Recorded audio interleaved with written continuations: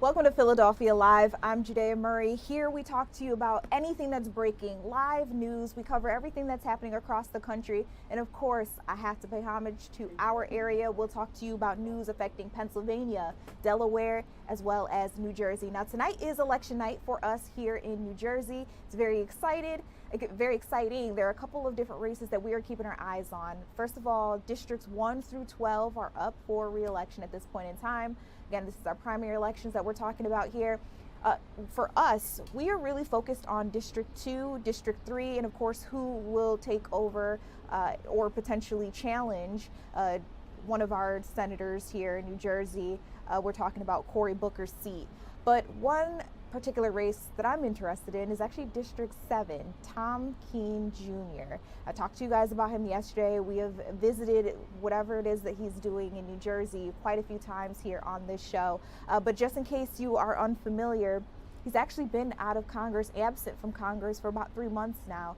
His people on his team are telling us that he's facing some sort of medical issue that is keeping him away from Congress. It's been really interesting because some of his constituents are upset. They say, we voted you into office. We want to see you representing us. Now, we haven't gotten to hear too much from his team about, what it is that's really truly keeping him away, more details about whatever this medical emergency may be. But I can tell you that he actually issued a statement tonight. I have it for you up on your screen right there. He says that he's doing everything he can. He wants to make sure that everybody gets out to the polls. If I can read the statement to you for those of you who may be streaming and just listening in and not looking at your screen, it says, serving the people of this district is the honor of my life. Every day I wake up determined to build on the results I have delivered for New Jersey families, such as lowering costs, restoring the SALT deduction, funding our law enforcement, helping veterans, standing with Israel, strengthening our economy, and making government work better for the people it serves. I'll skip down to the very bottom of the statement. He says, I am more energized than ever to keep fighting for the people of New Jersey's 7th district. Right now, I am focused on my recovery, and under the advice of healthcare professionals, I will transition from virtual work to in-person work within a matter of weeks.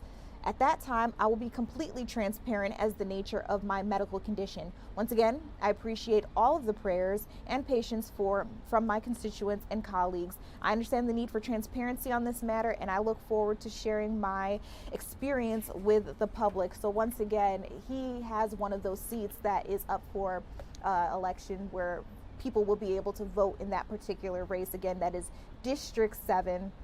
Wanted to make sure that we touched base on what's going on there. President Donald Trump also, interestingly enough, actually endorsed him last night in a Truth Social post. So he has the backing there, and that's been something really interesting as these different races go on for the different primaries throughout different states. We've all been keeping our eyes on who President Donald Trump tends to, put his weight behind, and of course, Tom Kean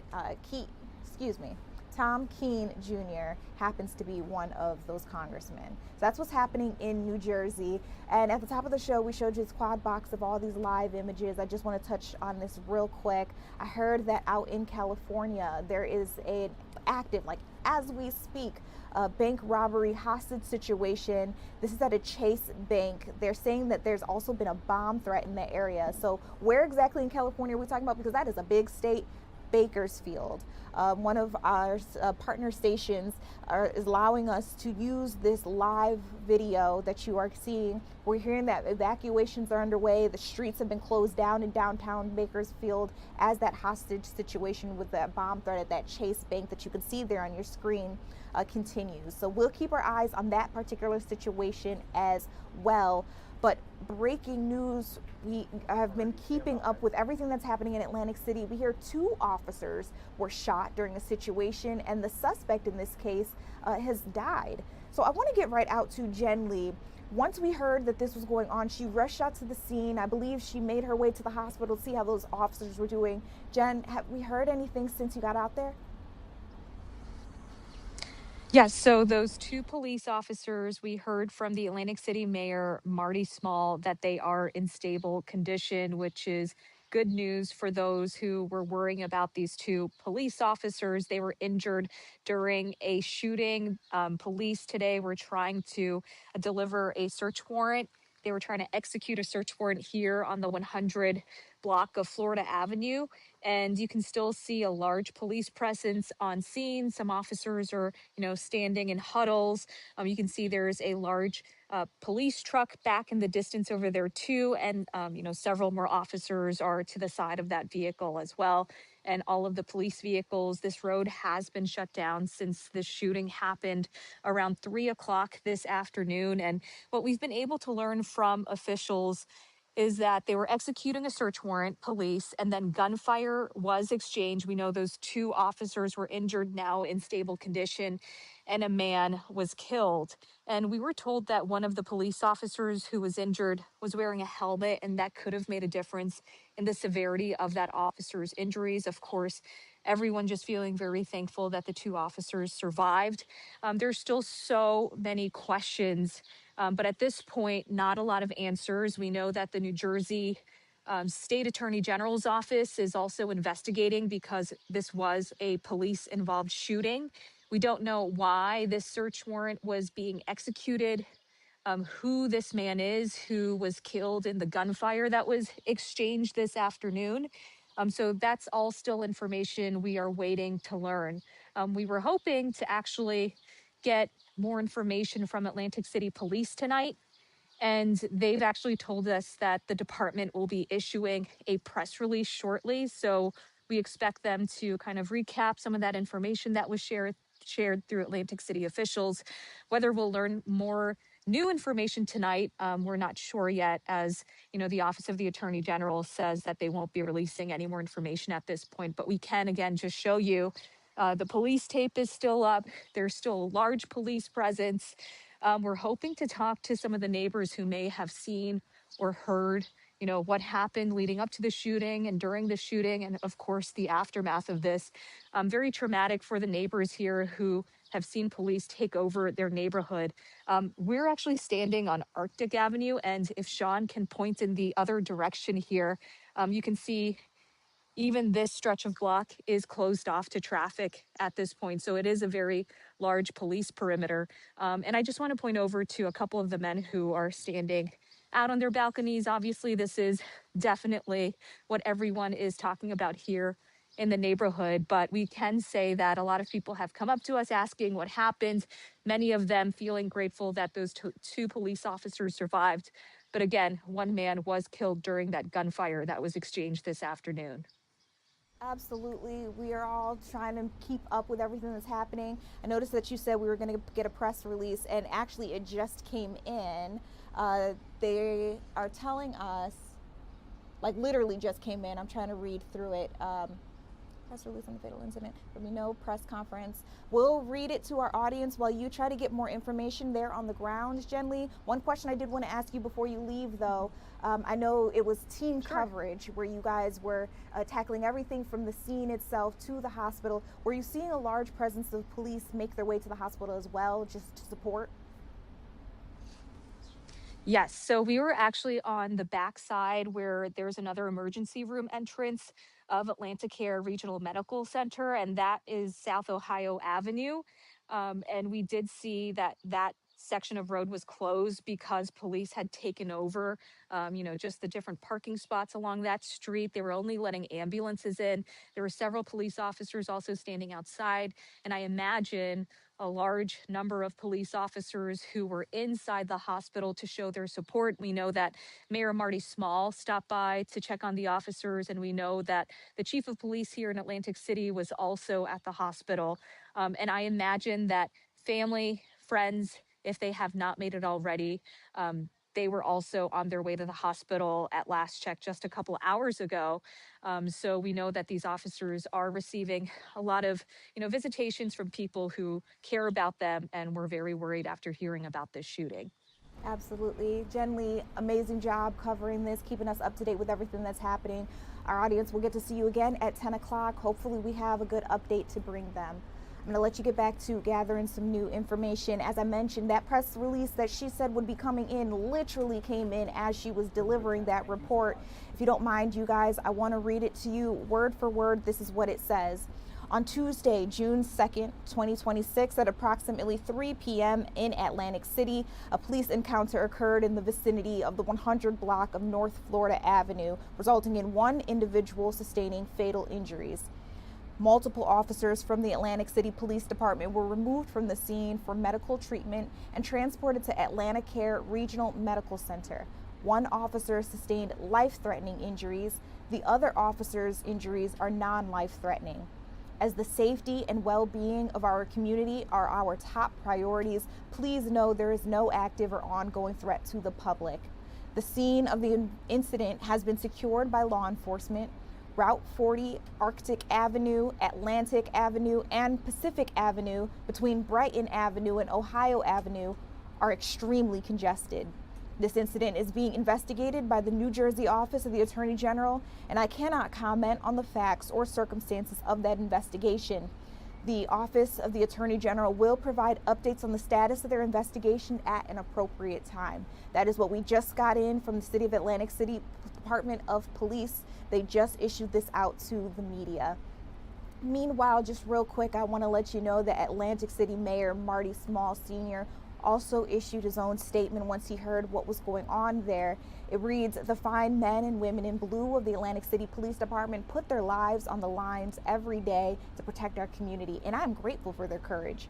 We truly have the best police department in the world.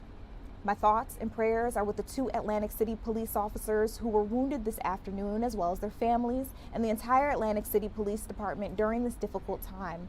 We are hopeful for their full and speedy recovery.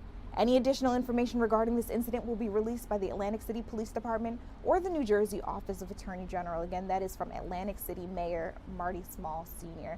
So we're keeping you guys up to date on everything we know about this particular situation. We're hoping that both of those officers pull through and that we get some good news by the end of the night.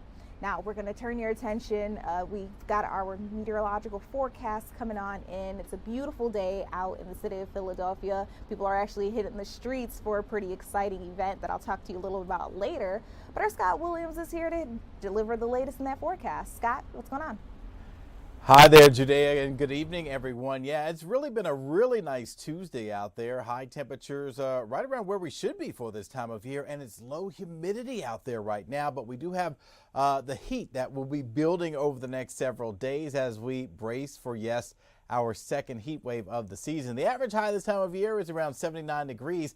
We maxed out at 80 degrees for Philadelphia. It was 80 in Wilmington, along with Reading, 76 degrees at the airport in Atlantic City. Trenton at 77 degrees, along with Allentown. So looking pretty good if you're stepping outdoors, maybe walking the dog, getting in the yard, watering some of those flowers, because we need the rainfall. Our next best chance for rain, believe it or not, is not until Sunday. High pressure is going to dominate our weather pattern, then turn into another heat pump. Remember that first heat wave we had where temperatures were maxing out in the upper 90s? I don't think we'll get into the upper 90s, but we will get into the low to mid 90s as we approach the latter part of the week and into at least the start of the upcoming weekend. In terms of temperatures, upper 60s right now down the shore, mid 60s in the Poconos. That's the cool spot. 65 degrees Mount Pocono, but elsewhere still mid to upper 70s, 78 degrees. Currently for Philadelphia, it's 75 in Wilmington. Those numbers, 74 degrees in Doylestown. In terms of the forecast for tonight, another seasonable overnight with low temperatures in the city around 59 degrees. Low to mid 50s elsewhere across the Delaware Valley. Let's look at your forecast for tomorrow, because we're looking at those temperatures kind of ticking up a notch, if you will. Today's high was 80 degrees. What about 86 degrees tomorrow for Philadelphia? Low to mid 80s in inland portions of South Jersey, along with Delaware. It will be a little cooler down the shore. Note those temperatures maxing out low to mid 70s before that sea breeze kicks in, so that will turn things a little cooler down the shore, as typical this time of year when you don't have that land breeze going on. In terms of those temperatures over the next several days, looking pretty good though down the shore, and then by Friday the heat is on. 80 degrees as we warm up down the shore, but also for those inland areas. Water temperature now up into the low 60s, but that rip current threat that continues out there. So only swim where those lifeguards are present, and also monitor those flags on the beaches. In terms of the forecast over the next several days, that ridge, it is going to build. It will become a dome, a heat dome, if you will, a summer-like pattern shaping up once again for about 2/3 of the country. In fact, those temperatures for Thursday, Friday, and Saturday getting to or above 90 degrees. So that's 3 consecutive days. That's what we need for another heat wave. 3 consecutive days at or above 90 degrees. Looks like we are going to do it. What we're not doing is getting rainfall over the next several days. So continue to water your lawns. Some of the gardens that you've already begun across the Delaware Valley, they will need a drink of water out there. The rainfall chance Sunday at about 40%, likely ending the heat wave with another bang. Some more scattered showers and thunderstorms out there. So as we look at that 10-day temperature trend, you can see how things really start to ramp up over the next several days. We're looking at 90 by Thursday, mid-90s for Friday and Saturday. It's going to come close on Sunday in terms of hitting 90 degrees or better before those scattered showers and thunderstorms hit. Then we dip only into the 70s for Monday of next week, and then it looks like we're going to ramp things back up by next Thursday at 91 degrees yet again. So it's meteorological summer. It's we're in hurricane season now, and yeah, things are going to be heating up over the next several days. Some of the computer models actually want to show an area of low pressure potentially developing in the Gulf in the coming weeks. So we're going to be monitoring that to see what happens as well. So it's going to happen, and it's going to happen fast as we get throughout the summer months. Judea, back over to you. Okay, Scott, we'll be keeping our eyes on it and listening to you guys, the authority here at Fox 29. I have a question for you. I have always wondered this. So I know the summer solstice, and then I hear you guys talk about the meteorological start to summer. What's with that? Why are y'all beefing? Well, basically, the summer solstice, that's all about the tilt of the earth. Okay, so when we talk about the summer solstice, that actually happens around say June 21st, June 22nd, but that's the tilt of the earth. So that's when we have some of the longest days of the year. And then when we talk about meteorological summer, that's just basically dividing all of the months where you get summer from June, July, and August. So that's meteorological summer. And then September, October, November, that will be meteorological fall. And then, of course, you go from there, and that's when we kind of just divide everything up by the month. So it's kind of like climatological summer. But yeah, the tilt of the earth, that's the summer solstice. So which one of you means we have a longer summer? Like, which one measures a longer summer? That's the one I'm going to agree with. You know what? I always say it's 90 days of summer. 90 Okay. days of summer. You got to get it in. You know what I mean? Regardless of the tilt, or if you're talking about June, July, and August. Okay, got it. Yep. I love that you say 90. I'm thinking of, what's that show called, Phineas and Ferb? In their, What? yeah, there's a show called Phineas and Ferb, and in their theme song, they say there's 104 days of summer vacation. And everybody's like, 104 days? Where do you go to school? Anyway, funny stuff. Thank you so much for giving right. us our forecast here, Scott. I'll let you get back to actual work. I'm over here fooling around. You guys, we do have a lot of news to actually get you on out to. I told you about some big things that are happening right here in our neck of the woods. Of course, it is election night. We have our primary elections for a couple of different races right here in New Jersey. We'll keep you up to date on everything that's happening. Of course, polls close at 8 o'clock. So when those results start to come in, Fox 29 Philadelphia is where you're going to want to be. We'll be right back.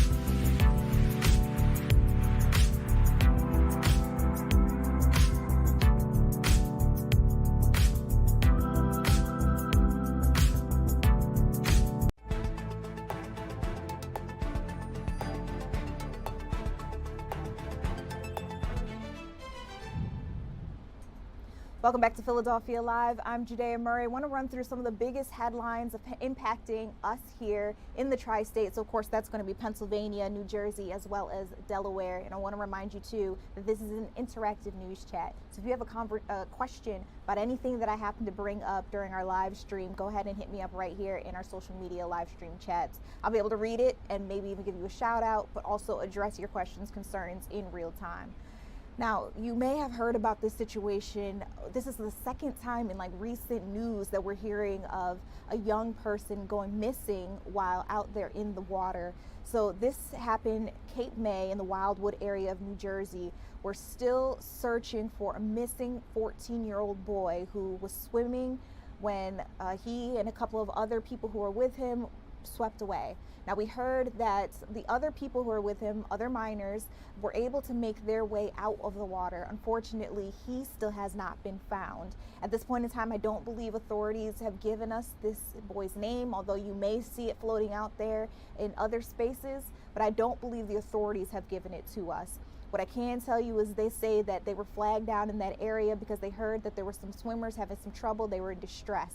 Again, they have sent out all sorts of search teams. 3 lifeguards responded, the fire department, a lot of people getting out there on boats. You see a helicopter. Unfortunately, still no sign of him. We're also getting word and new details that this may have been a field trip that the young boy was on, and so that adds another layer to all of this. I'm sure his classmates are traumatized by this incident, so we're hoping that we get some new information. Right now, not much else other than the search is still on.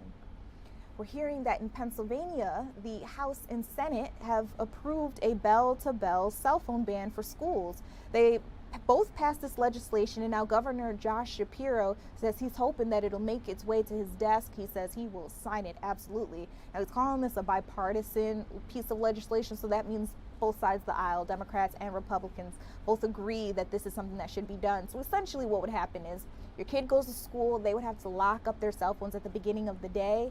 They won't get it back until the end of the day. They say the only exceptions to this would be some sort of emergency, but that would be up to administrators to decide. Now, I've heard both sides, both arguments here.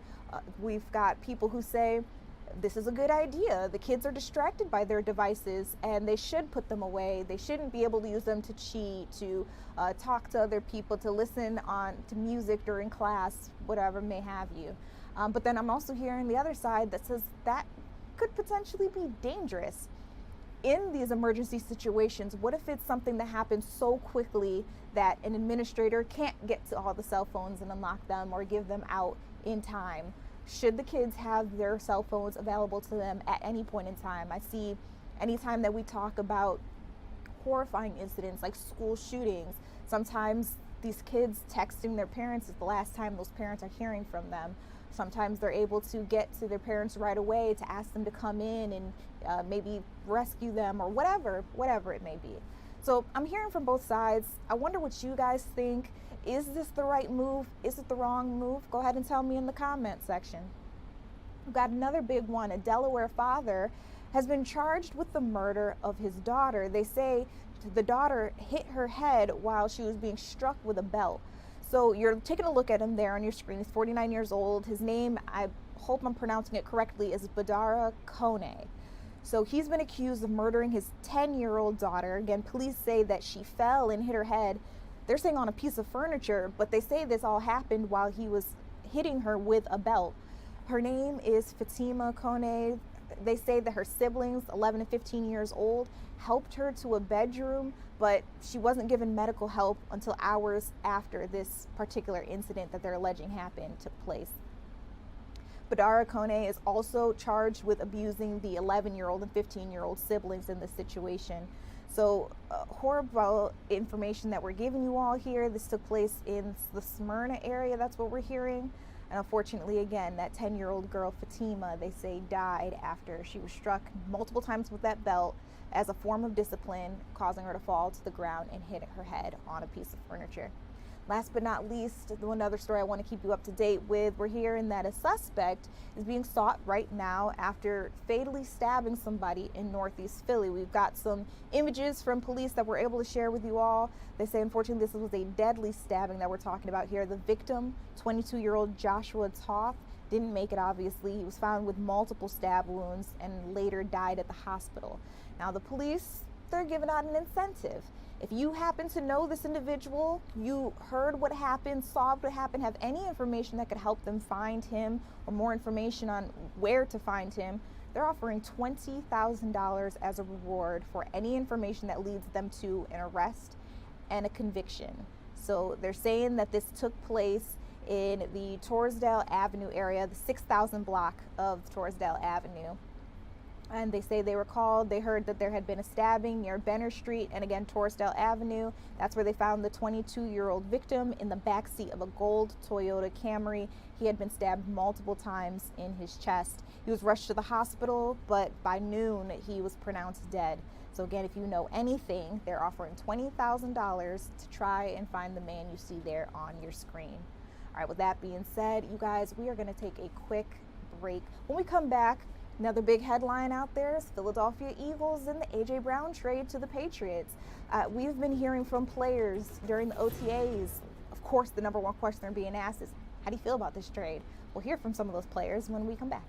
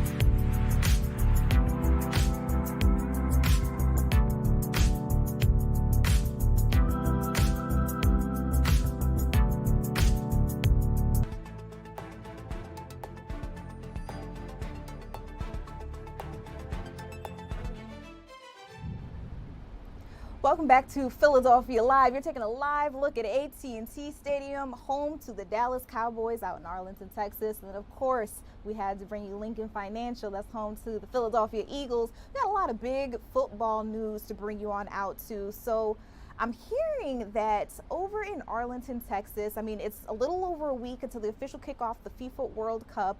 Travel companies are reporting a surge in demand. Some experts say that high costs for airfare, hotels, and even match tickets may mean that fewer people will actually get out there to make the trip. I mean, what do you think? If you heard that everything was getting a little more expensive, maybe you would decide too that I can't actually afford this trip. Now, one of our reporters, Fox News' Sarah Allegre, is out there, but we're hearing that it's storming in the area. So I still want to bring you what she was able to bring to us, but I do want to let you know that she is the reporter on the information I'm about to share with you. So we're seeing that Airbnb says they're seeing demands from very specific traveler. not just casual interest, and that makes them feel like maybe people will still make the journey out there.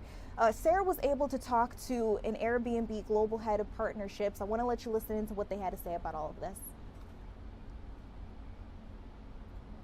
We are seeing a lot of interest, particularly from Gen Z travelers. Their searches are up 336%. We're also seeing families and groups. They're a major part of the demand. I mean, many are obviously choosing larger homes that we can offer. And that optimism isn't just with short-term rentals. We're hearing that United Airlines is reporting bookings to host cities are actually nearly 20% during the tournament window. That's mainly the LA area, Toronto, Mexico City, and Guadalajara. For many fans, getting to the match might mean they actually need to hit the road instead of flying in the skies. So according to a summer consumer travel survey from GSTV, more than half of World Cup attendees say that they expect to drive at least an hour to a match. That's dedication. While 72% of Americans in general plan to travel by car this summer in what's being dubbed game tripping. Instead of road tripping, it's game tripping. But not everyone's convinced that the rosy outlook for the tournament tells the full story. So Sarah Allegre also spoke to Clint Henderson, he's the points guy. He's saying that these numbers could be skewed. He says that the industry is comparing this fall to a year without a World Cup. Take a listen. I think there was some unrealistic expectations about just how many foreign visitors would be coming, some unrealistic expectations of what people were willing to spend, and that's, I think, the key. Everything has gotten so expensive. I think it's going to be disappointing to organizers overall when all is said and done. I have noticed prices have come down a little bit for hotels, especially as we've gotten closer, just because they haven't booked the numbers that they expected to book. And the data actually backs that up. The American Hotel and Lodging Association says that 80% of the hotels that have been surveyed across the 11 host cities here in the U.S. are showing bookings are below their early predictions, especially in markets like Dallas and Houston, LA, Miami, New York, and even in Atlanta. All of those cities prepped for a flood of World Cup visitors, so that's not the best news that you want to hear. But analysts out there say that you should still be optimistic, especially if you still plan to go out. So the big thing that they're saying here is if you wait just a little bit, you might see that those prices start to go down because they're trying to fill up those spaces that are empty as of right now. So we're talking about last minute deals. So keep your eyes peeled if you are interested in heading out to one of these games in one of these major cities.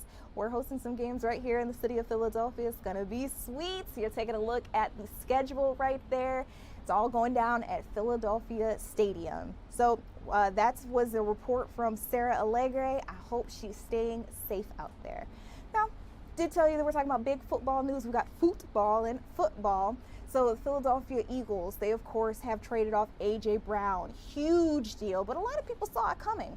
So unfortunately for the players who have made it pretty obvious, they don't want to keep answering questions or hearing about A.J. Brown, but the very first question that they were asked at OTAs was, how do you feel about what's going on? I want to let you listen in to Cooper from the Eagles team and how he's seeing things. What was your reaction to the AJ trade? Yeah, obviously, you know, anytime you lose a great player like him, it hurts, and he's a great friend of mine. He was a great teammate in our locker room, but there's a business side to this thing, so everybody did what was best for them. What do you think you learned from him going up against him? A lot. I learned a lot, not only on the field but off the field.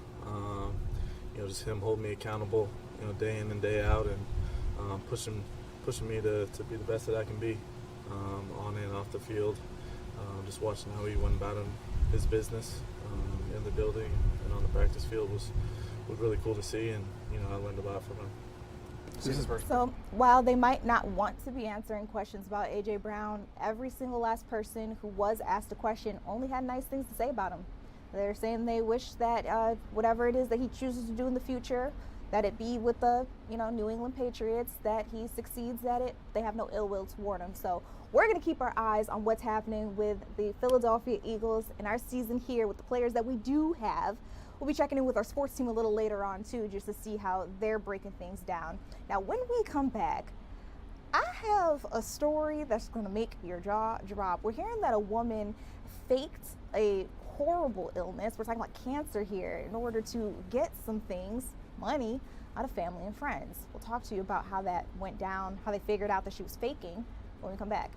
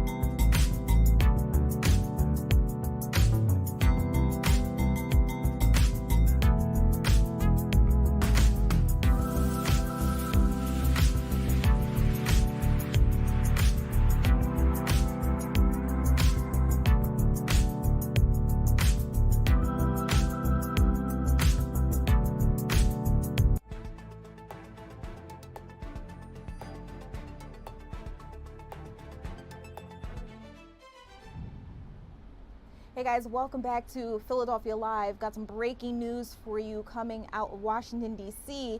We're hearing from Attorney General Todd Blanche, the acting Attorney General, that, and I quote, "We are not moving forward with the $1.8 billion compensation fund for those claiming they were victims of the government weaponization." Now, this obviously, if you guys have been keeping up with the headlines, is something that the Trump administration has been trying to do. And we've also gotten to see that a lot of Republicans, in a rare form of opposition, have actually been given it some backlash. It's not very often that we'll see a lot of the different Republicans go up against what President Donald Trump is saying, especially during election season. It's primary elections tonight in a couple of key states, a lot of key races here. A lot of those Republicans usually want to hear President Donald Trump back them. So it's not common that we hear something like this, but so far they have been very much so against this funding for the victims of lawfare and weaponization. So just wanted to bring that out to you. We're hearing those words from the acting Attorney General, Todd Blanche. If we get more information about this, I'll try to bring it on out to you. But want to bring some things closer back to home. The FBI, they say that they're looking for this woman who pretended, they're saying, alleging, pretended to have a terminal brain cancer in order to scam her friends and family out of a lot of money. And so the details in this are pretty bizarre, but I also want to make sure I get everything right. So bear with me. I'm reading through some of the notes that I was able to take. The FBI say that this is one of their most wanted. They're looking for this woman from Pennsylvania. Her name is Vanessa O'Rourke. We believe she is 37 years old. They say that she faked terminal brain cancer in order to scam her friends, family members, and even some of her supporters out of thousands of dollars. And again, now she is one of the FBI's most wanted fugitives. They say that she's been on the run for years now, even though she was indicted in 2018 for that suspected scheme. So authorities say that she spent months trying to convince her family and her friends, all her loved ones, that she was dying of terminal brain cancer called glioblastoma. It's an aggressive and often fatal form of brain cancer. She says that she needed that money desperately for treatment, but they're alleging that she actually used that money to take luxury vacations to Australia. And so again, they're looking for her, don't really have a lead on where she might be. They're hoping that people can help them figure out where she is today. Again, she's been on the run for years though. This was a wild story. When I saw the headline, I knew I wanted to bring it on out to you guys. If I learn more about this too, trust me, I'll get you there. All right, so on to Delaney Hall out in Newark, New Jersey. Everybody's eyes have been on it, like all over the country. That's because there have been protests night after night after night ever since, I believe, a weekend ago. So we're talking about over a week now that we're seeing people get out there. So the protesters say that they're worried about the detainees inside. This is the Delaney Hall ICE Detention Center in Newark, New Jersey that we're talking about here. They're saying that those people inside are on hunger strikes. They're not eating. They say they're not receiving proper, just humane care. Meanwhile, we're hearing from authorities, officials, that are saying that that's not true, that they've actually been given a lot of privileges, you could say. Actually, I was hearing from Mark Wayne Mullen that some of the detainees in there are actually given access to what they're kind of saying is like a convenience store. They're able to use money that they're given from loved ones to shop there. They also say that anybody who might not be eating, that's a personal decision that has nothing to do with not being fed. So they say it's not a like a humanity issue there. So anyway, as you can see, time to time, these protests get extremely active, at points in time violent. We're hearing that some protesters have been arrested after not following through with the curfew, basically going against it. Now, Mayor Ras Baraka from Newark actually held a press conference earlier today talking a little bit more about the latest on Delaney Hall. I want to let you listen in what they had to say. As you know, over the past 2 weeks, Delaney Hall has become the focus of significant public attention following reports of hunger strikes and labor strikes by detainees who raise concerns about their living conditions, medical care, and access to family visitation. These allegations spark daily demonstrations by immigrant rights activists, faith leaders, community organizations, elected officials, federal delegation, and so on. Obviously, as these demonstrations continued, they began to spiral, and I stated earlier why I thought they began to spiral into violence. As a result, the city of Newark called for a limited curfew that by God's grace we're trying to raise tonight or tomorrow night, and we'll be done with that. We thought it was necessary to have a curfew because there was a fire in the middle of the road. There's contention about who started the fire. Obviously, the city of Newark, we're not, at this moment, the concern is about the fire was actually burning. That there was violent confrontations that were taking place, people being pushed into moving vehicles, things that we saw that we thought were troubling, and so we decided to establish a curfew. What needs to be noted is that for the past year, the city of Newark has been in active litigation with the GEO Group regarding Delaney Hall, and from the beginning, we have advocated for the immediate closure of this building, Delaney Hall, due to the GEO Group's failure to comply with code ordinances, which we believe pose a serious health and safety risk. So when DHS claims that they are working with the city, and I dare to say the state to protect Delaney Hall and support its operations, it is completely inaccurate. And it also deeply offensive to us and to the residents of our city, because our concerns regarding Delaney Hall have only deepened, especially regarding the treatment of detainees, which remain deeply troubling and inhumane. The reports of detainees suffering miscarriages, receiving inadequate medical care, psychological abuse is troubling, which forces us now to expand, and our business administrator will talk about that, our lawsuit against Delaney Hall further than just code enforcement violations. I already spoke that the city has already implemented a curfew, which by God's grace we're going to try to lift this evening or tomorrow evening. The city is now managing traffic with the state police help and help from other agencies around the state. the key intersections, Wilson and Doremus, Roanoke and Doremus, Avenue P and Doremus. We believe that maintaining order and protecting civil rights are not mutually exclusive. They must go hand in hand. We obviously thought that the interaction between ICE agents, Homeland Security, and the interaction between the state police and residents were troubling to us. We had a meeting with the governor's office, who has been on board, and the state attorney general about Newark beginning to have a greater span of control, more incident command, a louder voice in how things are executed here on the ground in and around this area.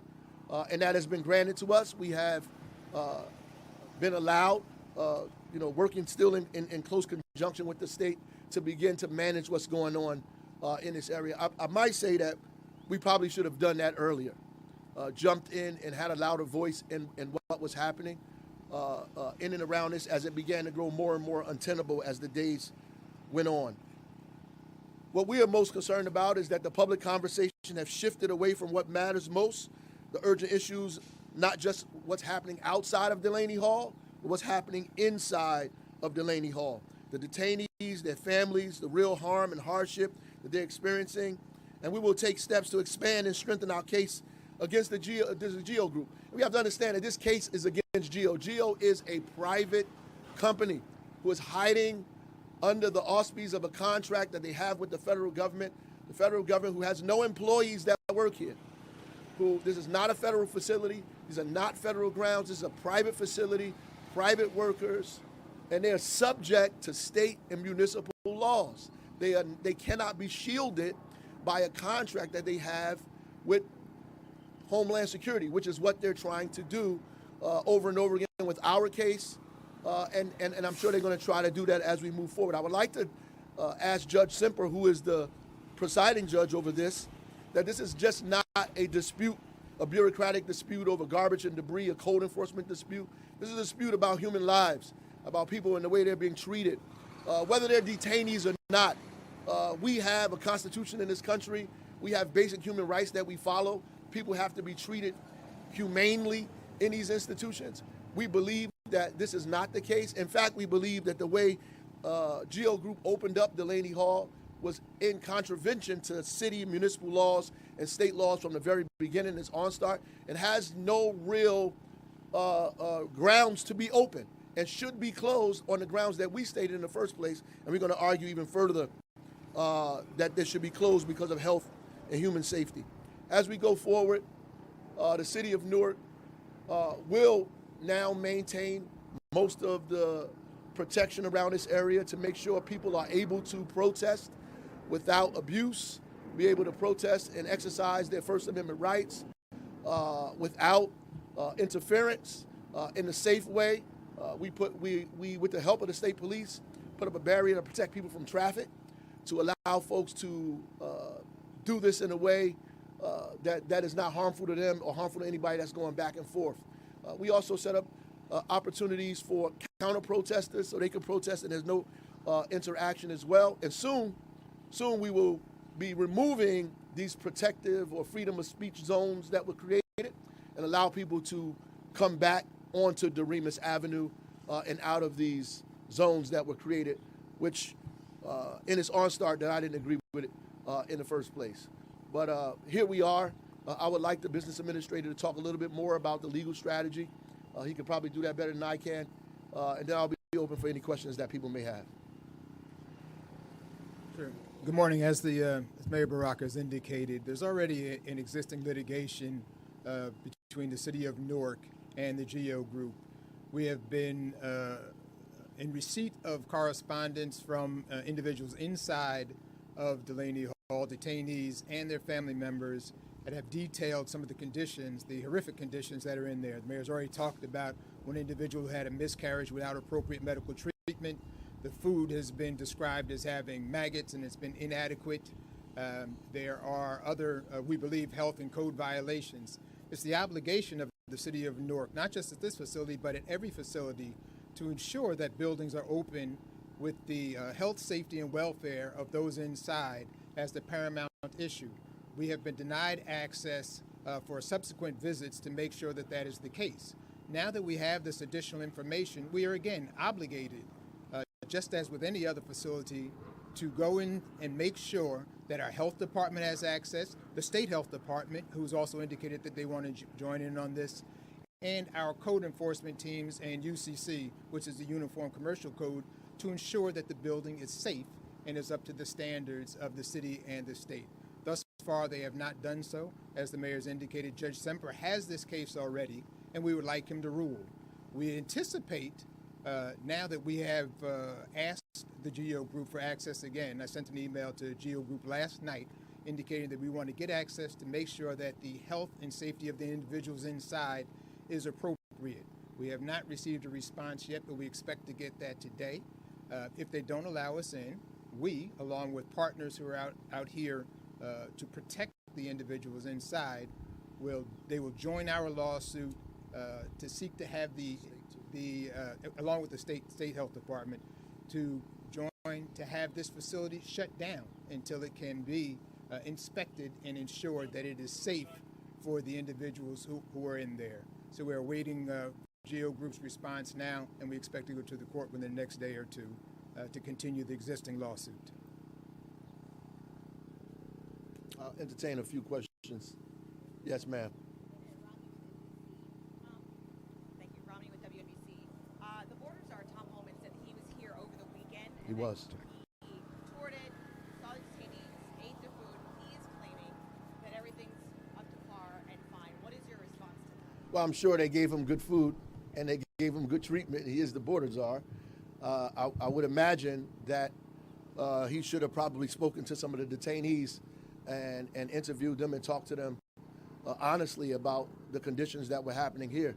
I was here that morning when Congresswoman Menendez was here. I was here with Congresswoman McGyver, with Congresswoman Ana Lilia Mejia, and when they came out, and Senator Andy Kim, when they came out, their conclusions about what they saw inside of this facility were grim and completely opposite of what Holman said. And so I expect there to be differences, but because those things were raised, we believe entitles us to go and see and inspect for ourselves, like if it was a nursing home or any other property that gets similar complaints. Mayor Baraka, Christina Fan with WCBS. I wanted to ask, it seems like Newark Police started handling the curfew last night. Yes. How did that go? Were there any arrests? And could you explain again why you made the decision to have Newark Police handle this, and how good of a job or bad of a job did you think State Police did? Well, last night we didn't have no arrests by God's grace, and I think it was, I'm quite sure it was incident free. We had our normal teams on the ground, mostly community people, police in the background, talking to individuals, telling them it's a curfew. People are upset, they are frustrated. They've gone through a lot. Some of them have come down here prepared for battle. We made it clear that we wasn't here to battle anybody. We was here to make sure that folks were safely able to protest. In fact, we allow people to go down the street to another location outside of the curfew zone and stay there even a little longer. And we didn't rush people off the scene, and people began to gradually dissipate on their own without arrest and without incident. And at the same time, people were getting out of the county jail. So we had that flow of people that were getting out of county jail. About 60 people were getting out of there, and we provided rides for people who were coming out of the county jail from the county jail to the train station so they're able to get out of this area safely. Listen, I think that the governor was supposed to act. I think she acted, and she was supposed to. She's the leader of the state.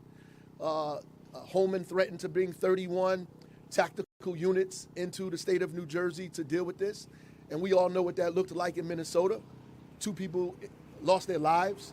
We know what that looked like in Seattle. We know what that looked like around the country. So she acted. I think the state police used their training. Unfortunately, their training was not appropriate for what was happening in this area at the time. And they kind of resembled what ICE was doing in the first place, right? And I think that helped further escalate the situation. We wanted to de-escalate the situation, and I think our officers are more trained in de-escalation, not because we were just born that way, but because we just went through a consent decree, and our officers have been trained, and so we have a little bit more restraint, and I think that that's important when people are frustrated, they're angry, that we have to show a kind of prolonged level of restraint to individuals to express themselves, even emotionally express themselves. We even have a freedom of speech policy training that we do that allows us officers to understand that they're not supposed to arrest people simply because they're saying something that they don't like. Mayor Lauren Dew. All right, so that is Newark's Mayor Ras Baraka. His speech goes on and on. He takes more questions from the media, but I do want to let you know, just sum up exactly what it is that he's asking for here. He wants the facility, Delaney Hall out in Newark, to be shut down. He says that would be a temporary mission. He wants to be able to go in, have it inspected, ensure that it's safe for the people who are in there. And he says that the group who runs it, it's called GEO Groups, he's saying he's waiting for them now to respond if they don't, and if he is not given access to the facility, as well as other leaders who have continued to try to gain access. He says that they can expect to go to court within the next day or two to continue an existing lawsuit that they have against them. So again, that's what's going out in Newark. We've got some articles up on our website as well as the Free Fox Local app if you'd like to read a little bit more.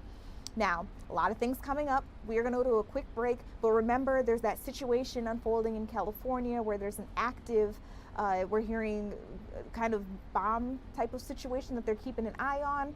And then closer here to home, we've got something a little more lighthearted. There's this event that's taken over the streets. People can get out there, and it seems like a great idea, but for drivers, it might be a nightmare. We'll get into it when we come back.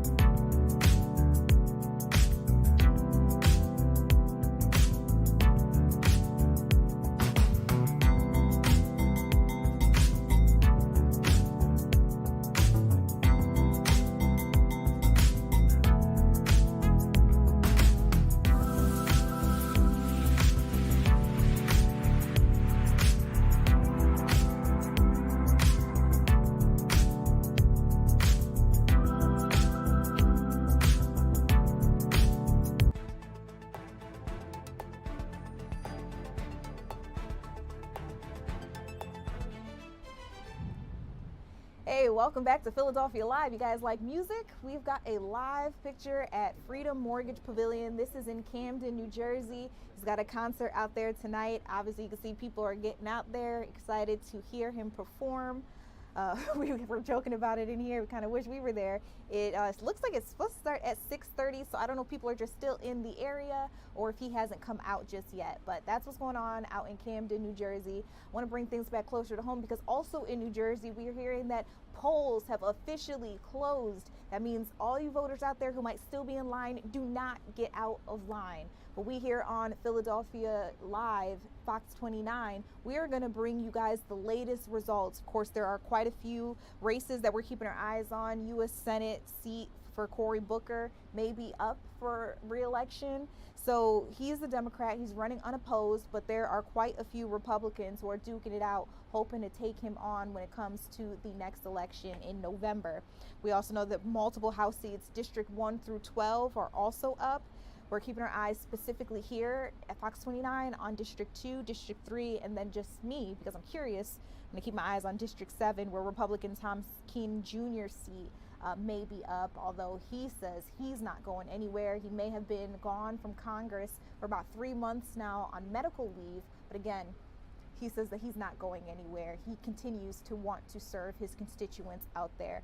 All right, so while all that's going on and while we'll keep you up to date on everything that's happening with election night, there's an exciting event that's happening today too. It's called Open Streets Midtown. I'm hearing that it's kind of like an open opportunity for pedestrians. You can even like bring out chairs there. I want to get right out to Dawn Timoney, who's checking it out for us. Dawn, I see a lot of people behind you. How's it going out there? Yeah, it's a great evening. The weather's cooperating. This started at 4 o'clock and it runs for about another hour. 13th Street is closed from Walnut down to Chestnut, and then a couple of the side streets, so no cars, people just wandering around, eating outside. There's all kinds of fun and games. You can see this family here is playing chess, which is just one of the many things they can do if you're just out and about.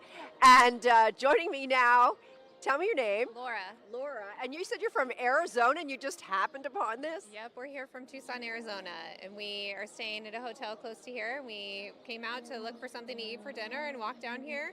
First thing we saw was this chessboard. My son's been really into playing chess recently and kind of saw all the action going on, so we started walking around. It's been really great. This is such a great activity. And what do you think of this open streets concept? Is this something you've seen in other cities, or? I haven't, and not that I can think of. This is really cool. We have kind of something similar in Arizona that's like a market sort of thing where a lot of vendors are set up, but not just the street being open and like a community event like this. So really, really cool. Have you grabbed dinner yet? We did, yeah. We kind of all dispersed out because there's 9 of us here, so we grabbed things from different little places. Some people got pizza, some of us got sushi, we got ice cream, so we've done it.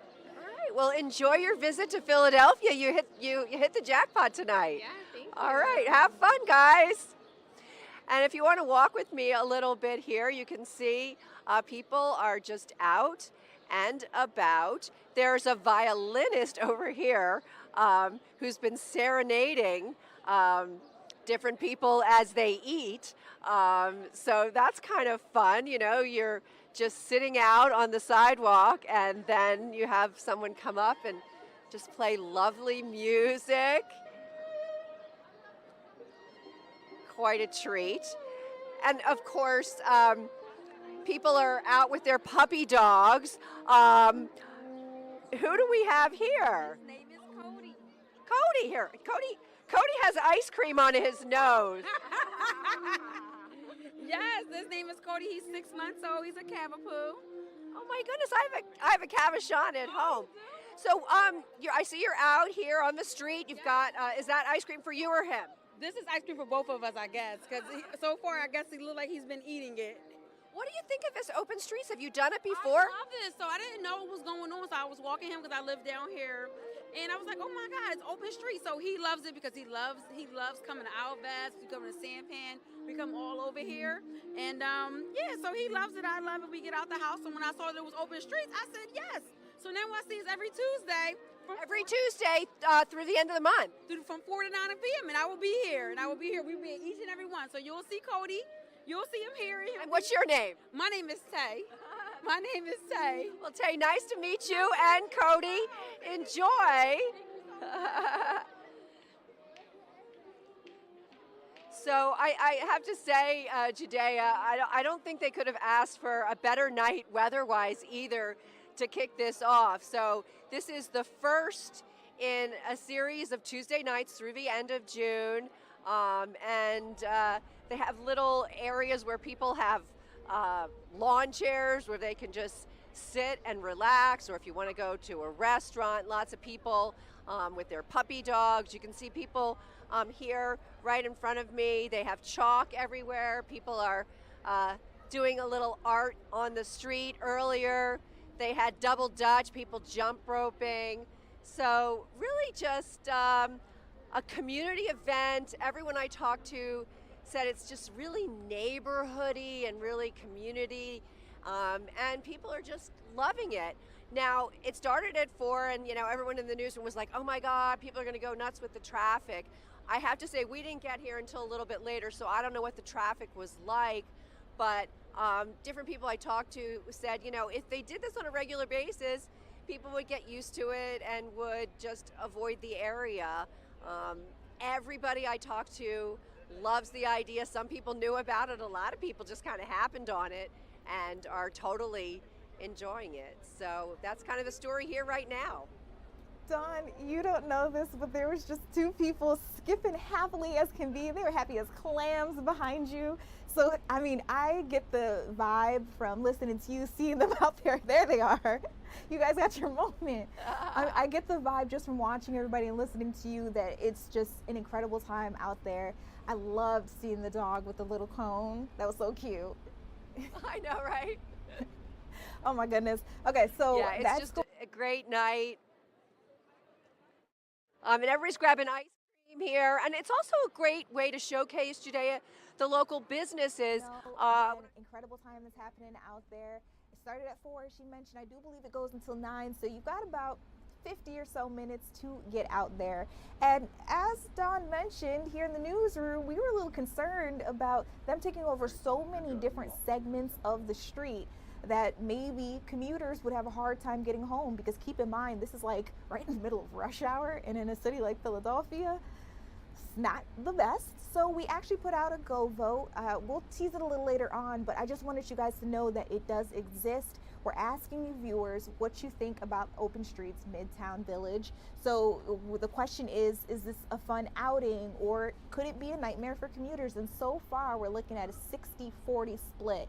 So 60% of our viewers say it's a fun outing. As you got to see from Dawn's reporting there, clearly people are getting out, having a good time. Actually, one of the things that they say when they're promoting this event is they're looking for the 3 S's from you guys: chance to stroll, shop, and even socialize, meet some new people. But 40% of people do say they think this is going to be a nightmare for commuters. Again, we know that 13th Street from Chestnut to Walnut and Sansom Street from 12th to Juniper and Drury Street will be shut down every single Tuesday night from 4 to 9 p.m. through the month of June. So heads up now, if you'd like to get out there, walk, take SEPTA, leave the car.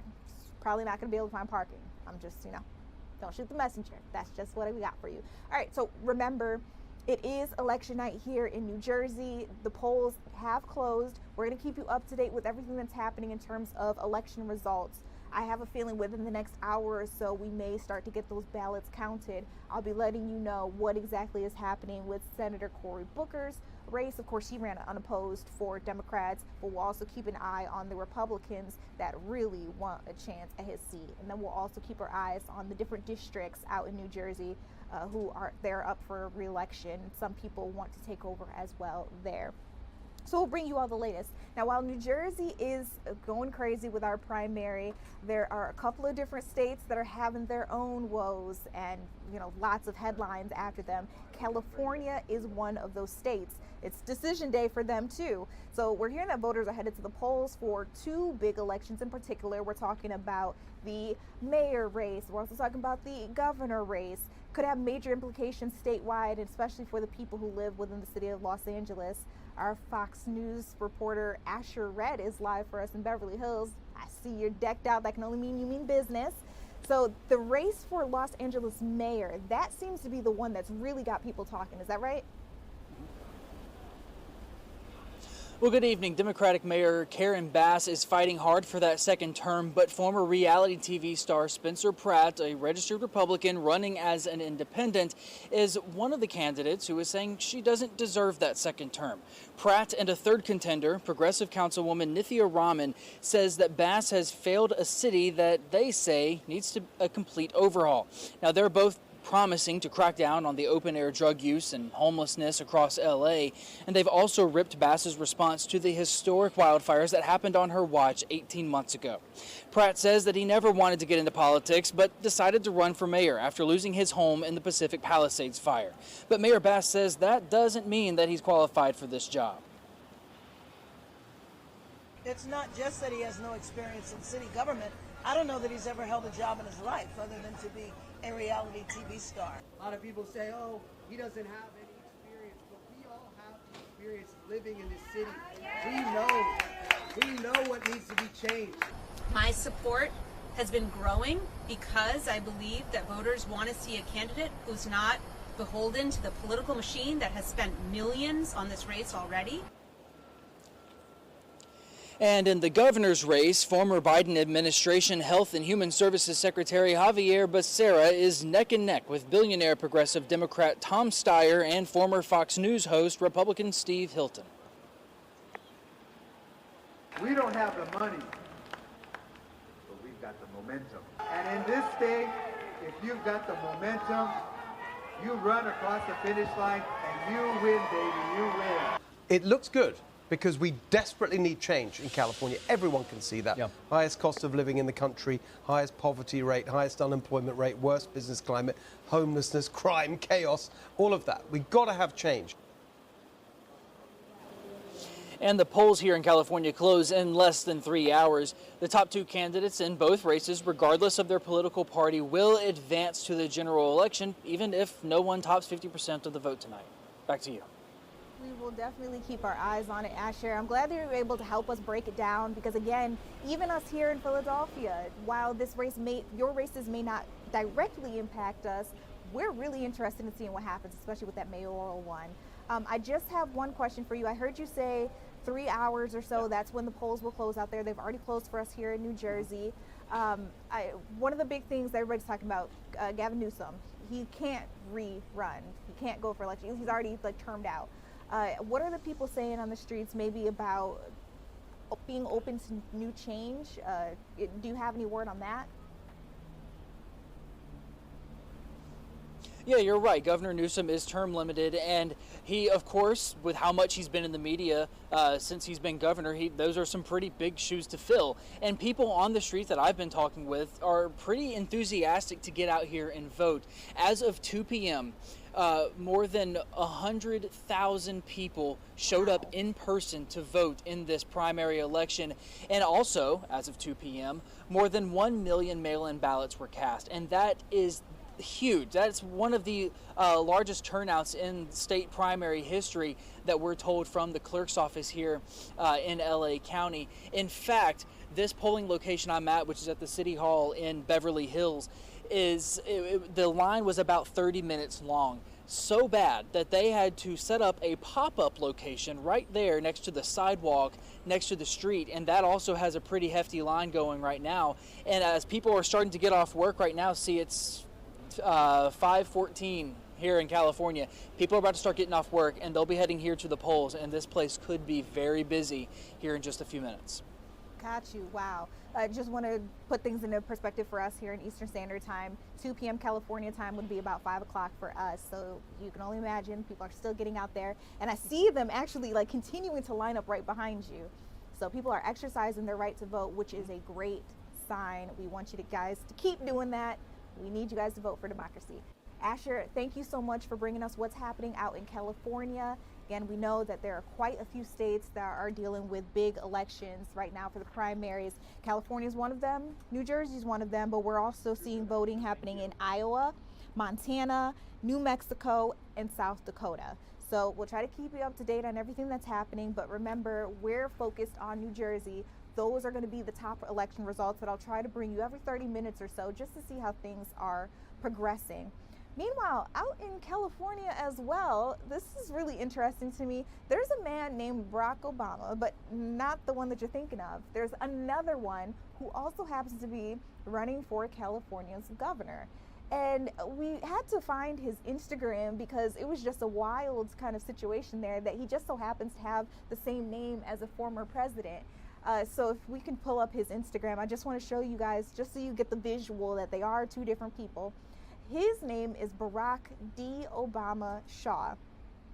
He says that the former president, Barack Obama, gave a hope to the world that he had never seen or experienced before.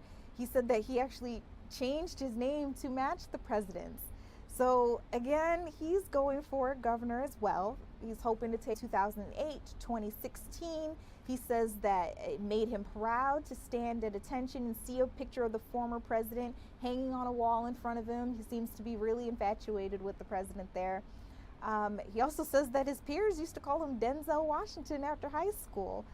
His nickname slowly evolved into what it is now, and again, he goes by Barack Obama Shaw. So, interesting thing that's happening out in California. We'll keep our eyes on all things having to do with the election.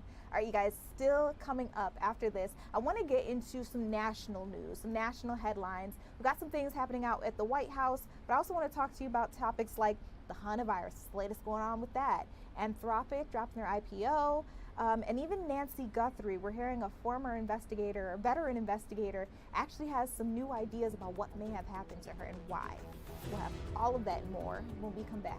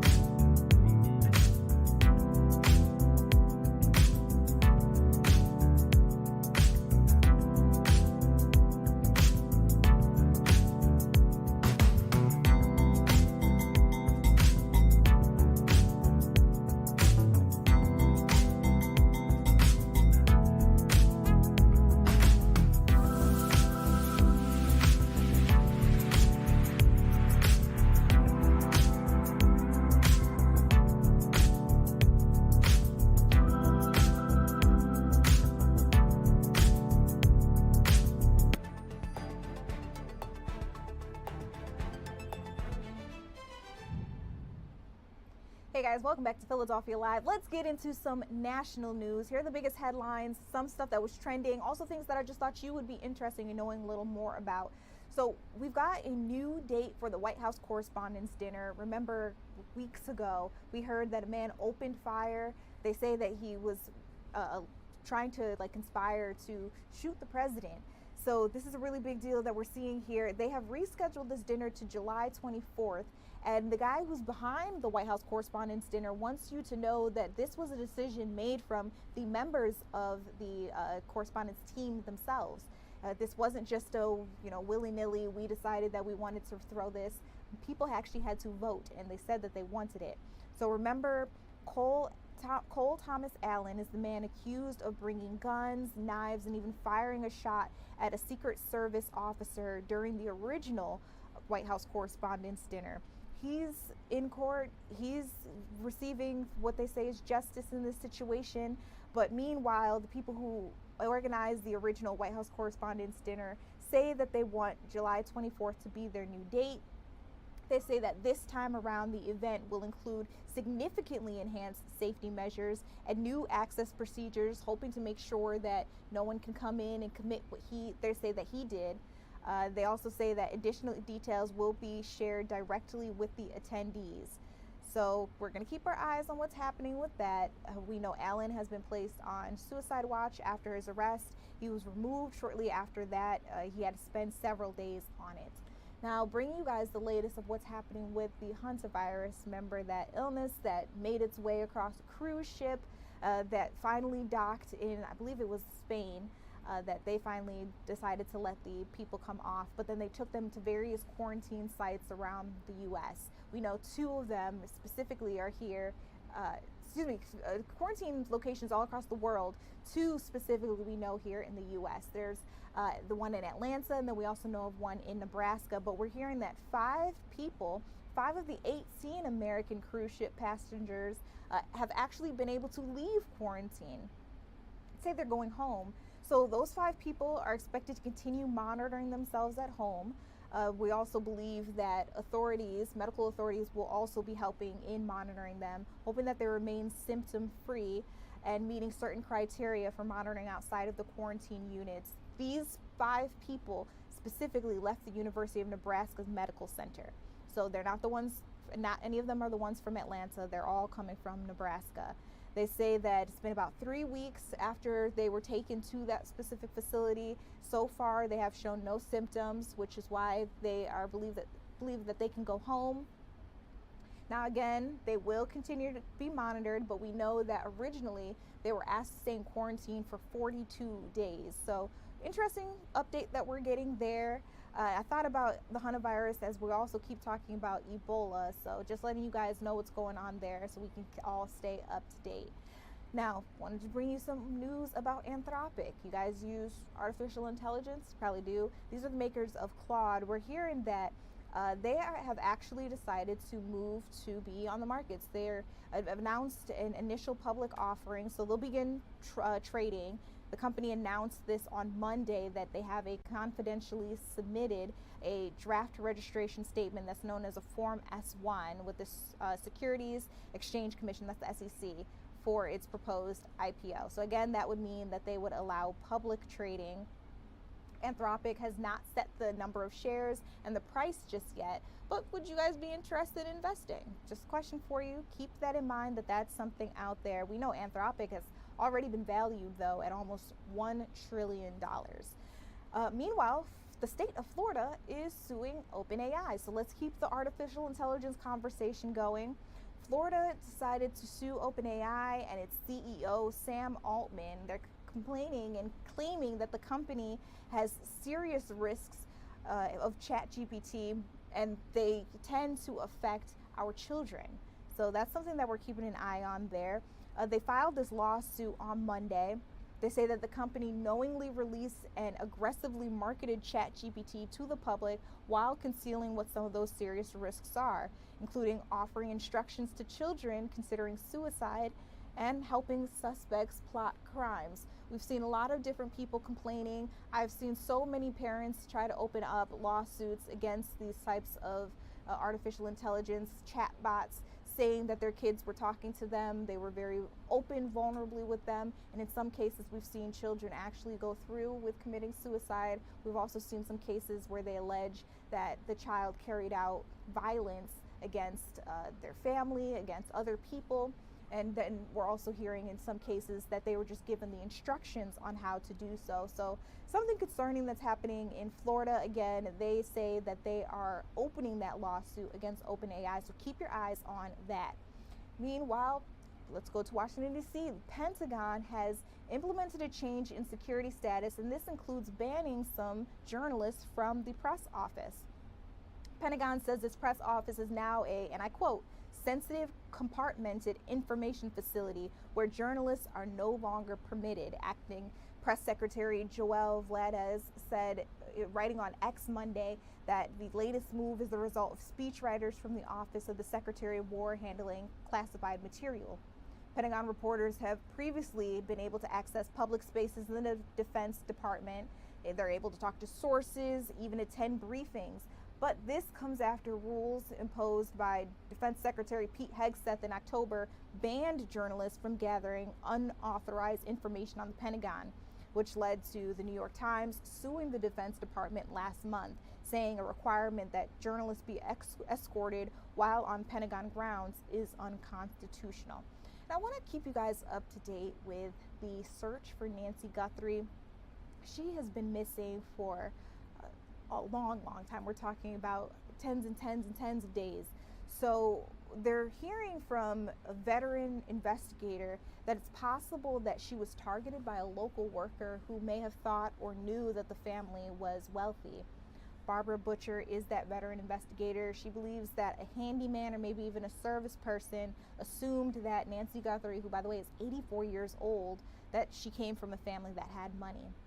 This is a leading forensic scientist who spent decades with one of the country's largest medical examiner's office that spoke to Fox News Digital over the weekend. Again, she says that she believes that Guthrie may have been targeted on purpose because the suspects wanted money out of the situation, which would correspond with some of the things that we're seeing about them wanting to get money out of the family. We're seeing that they've talked to TMZ. We're seeing the sheriff's office has put out a couple of different ransom notes there. So it would add up. Butcher also says that her second thought was after time, when there was no valid ransom demand or any information forthcoming, that it's probably likely that Miss Guthrie died of shock, fright, heart disease very soon after being taken from her home. She has been missing from Tucson, Arizona since the early hours of February 1st. Of course, we are now in June 2nd. Her family, the Guthrie family, is still trying to come to terms with what's happening. We know Savannah Guthrie has already returned back to work on the Today Show, but I can only imagine how the family feels hearing this interview and seeing new information come out, speculated information, of course, nothing that's been confirmed, but seeing this in the headlines. So that's the latest in the search for Nancy Guthrie, trying to keep you guys all up to date, letting you know that we have not forgotten about her, forgotten about the search for her and her disappearance. When we come back, there's some big news that I want to get to in the sports world. I'm hearing that Serena Williams is back to the pros. And of course, we also have to continue to get into the Philadelphia Eagles and their trade. A.J. Brown is now a New England Patriot. We'll get into all of that and more when we come back.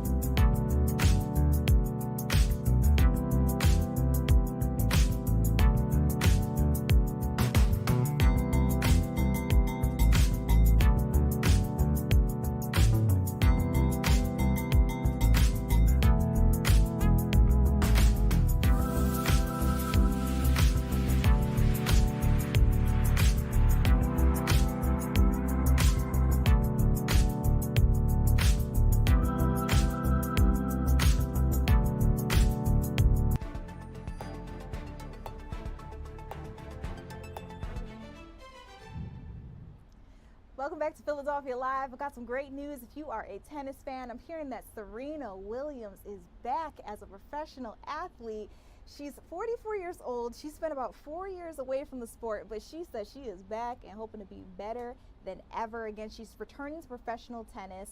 The 23-time Grand Slam singles champion has accepted a wild card invitation to play doubles at the upcoming Queen's Club Grass Court tournament in London. We're hearing that her doubles partner could be 19-year-old Canadian Victoria Mboko. And I don't know about you, but at 19 years old, knowing that I'm playing with an absolute legend, like, I would feel incredible if I was her. I know a lot of people are hoping to one day see Serena play with Coco Gauff. That would be kind of cool to see a little black girl magic on the screen. But still, it's an exciting moment just in general for Serena fans. She put a post on social media with the caption, "Guess everybody heard the news." The post had a video with her phone ringing, and she said that she's got to change her number. So that's what's going on with Serena Williams. Fun stuff there, as you can see. We're looking forward to seeing her play the Queen's tournament that we're telling you about. It's expected to take place June 8th through 10th, so we only got a couple of days to wait. Now let's turn our attention to the Philadelphia Eagles and everything happening with the Phillies. Marcus Beasley's on standby for us from the sports team. Hey Marcus, what's going on out there? It's a pretty busy night. I mean, we got the Phillies in action. They're up 3-2 over the Padres. There's game one of the Stanley Cup final between the Hurricanes and the Golden Knights are underway. The Canes are currently up 1-0. They actually scored about 25 seconds into the game. Flyers fans will have the chance to watch former teammates Shane Gostisbehere from Carolina take on former Flyers goalie Carter Hart, head coached by former head coach John Tortorella. So that's what's going on. But obviously the big stuff going on, what happened earlier today, the A.J. Brown trade. It was announced yesterday. We were able to hear from the team in terms of their reaction. We heard from Devontae Smith, Jordan Mailata, Quinyon Mitchell, Cooper DeJean on their teammate getting traded. And we also heard from A.J. Brown as well. It's amazing. Within 24 hours, he just magically was already in New England ready to go. But he spoke to the media at his press conference talking about just how excited he was to be with the Patriots. He didn't really get into what caused him to not want to be here in Philadelphia anymore. But he says he's happy with where he's at. The players from the Eagles side are ready to move on. So it was a pretty busy day today. Absolutely. Okay, I do have a question though. I know people don't really want to talk about it, but of course people have had suspicions that maybe he doesn't have the best relationship with Jalen Hurts anymore, some of the other players. Did he comment on anything about that? He did not. He refused to go any deeper into the fact that we're moved on and he's on a new team. Now, obviously, there's always rumors and speculations. I mean, Jalen confirmed last week that they were fine, that they didn't have any issues, that they were just as fine as the last 100 times that we've asked him. He was not invited to AJ's wedding, which take that with what you will. But he was happy to see the wedding pictures and was happy for the couple. So, I mean, like, it's weird. Like, they say one thing, but their actions and some of their body language say another. So, to take the expression from the horse's mouth, I mean, Jalen said they're fine.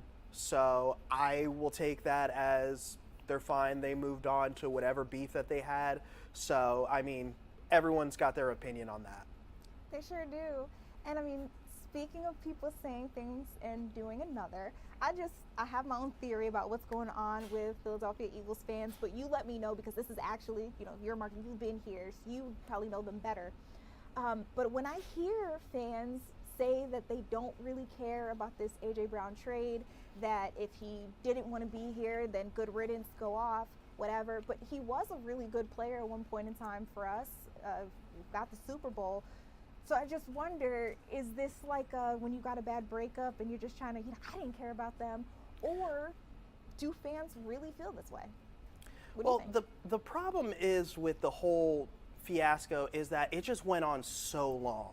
There was just so much drama throughout not just the off season, but also during the season with the Inner Excellence book, the arguing with Sirianni and the sidelines, the key drops in the playoff game against San Francisco, and it just went on for so long to where I could understand why people have this mindset of, okay, like, can we move on now? Like, I'm so tired of hearing about this. I mean, we've had go votes on our Fantastic Sports show of, are you over this A.J. Brown stuff? And a month ago, people were just saying yes. They were so done with it. So the fact that it just kept going on and everyone was getting annoyed with it. Howie Roseman got annoyed with all the questions. Sirianni got annoyed with all the questions. I know the players got annoyed with all the questions. So it's not surprising that the fans got annoyed with the, is he going to be an Eagle? Is he not going to be an Eagle? So I'm not surprised that they're just done with this. I mean, he was a great player. He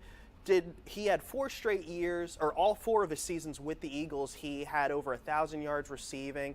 I mean, he was a dual threat along with Devontae Smith. So fans did love seeing him play and seeing him in that midnight green. He loved being in that midnight green, but it's just the drama just went on for so long. If this was like maybe just like a couple of weeks of drama and then the trade, then there would have been, you know, some arguing and some should he have stayed and whatnot. At this point, we were just done with it. I think that's more of just the attitude, is whether or not they were for it or against it. I think unanimously, I think we were just done with this issue. That's fair. I mean, speaking of Devontae Smith, we'll hear from him in a second. But let's move on to the Phillies because they're playing tonight too. Just taking a look over my shoulder, we do have their score pulled up, and it looks like they're at the top of the 7th. Not doing so bad. No, I mean, they're up 3-2. Aaron Nola was on the mound as I'm looking up the box score to see if he's still in, because he's actually out now. So he had a pretty good outing where he went he went 5 innings, struck out 8 batters. Unfortunately, he gave up a 2-run home run earlier in the game, but Bryce Harper hit a 2-run home run later in the game to tie it at 2. And then Alec Boehm recently, he grounded into a double play, unfortunately, but it was enough to get a runner to score, which is where we're at 3-2 at the top of the 7th. The problem is the fact that Orion Kerkering is on the mound right now, which is always kind of 50-50 with fans, especially with how last year ended. But as of right now, Alvarado pitched a shutout inning in the 6th. Kerkering's currently on the mound. Right now he's got an out, nobody on base, so that's promising. And I mean, this is kind of just leading up to Joan Duran possibly in a save situation tonight, which hopefully we're able to see. But it's still close. There's still plenty of baseball left. But as of right now, on a positive, the Phillies, like you said, or as I'm sure you've shown, are leading 3-2. Yes. We had it on the screen while you were talking. Speaking of which, just want to let you know that the chat is showing you some love. Chase U says when he sees Marcus, he stops scrolling. That means you're bringing him to the chat. Absolutely. Got to remember the real ones. As a wrestling fan, I get it. So appreciate it. Oh my gosh. Okay, so we talked about the Phillies. Fortunately, we do have to get back to the Philadelphia Eagles. Just want to let everybody know, obviously, this was a mutually beneficial in some ways trade. So we got the 2028 first-round pick, 2027 fifth-round pick, pending a physical. Just, good news. But we did get to hear from players. You mentioned one of them who I want to show our audience to, Eagles' Devontae Smith. He was able to share a little bit. Of course, the very first question that he was asked was, how do you feel about A.J. Brown? Let's listen in. Okay, we can. I mean, business is business. I don't got no say so in that. So. You've always been in crowded receiver rooms ever since college. There's plenty of talent around you. Right now, you look at the depth chart. You're the bona fide #1 wide receiver. Is that something you're excited about? I think when you have a room that's like the one we have, it brings the best out in everybody else. Everybody wants to compete. Everybody wants to be the best. We're all there to help each other, but ultimately we're all here to compete for a position. And I think that's the good thing about having this job. You be with guys and you compete with everybody, but at the end of the day, it's all love. Is that something that excites you though, to be a wide receiver 1 in this league again? I mean, I'm just going out there and do my job. I mean, regardless, however you want to look at it, 1, 2, 3, 4, whatever you want to look at it. At the end of the day, we all have jobs and you got to go out there and do it. Devontae, does anything change in your mindset in terms of the way you approach the season? Nah, I'm gonna do the same thing I've been doing. What will you miss most about AJ? I mean, just the relationship we had, the brotherhood and things like that. You know, some things you look back and you know, we had a good time here. We had a great time here. The things that we did, the things we accomplished on the field, off the field. You know, you always cherish those moments. How do you think he made you better, and how do you think you made him better? Like I always say, two different types of receivers. So, you know, with him being a bigger receiver, just, you know, being more physical and things like that, I think I learned a lot of things like that from him. And I think for me, just being a smaller guy, you know, trying to be more finesse, I think those are things that he kind of took from me. Devontae, thoughts on the new offense and what it means for you?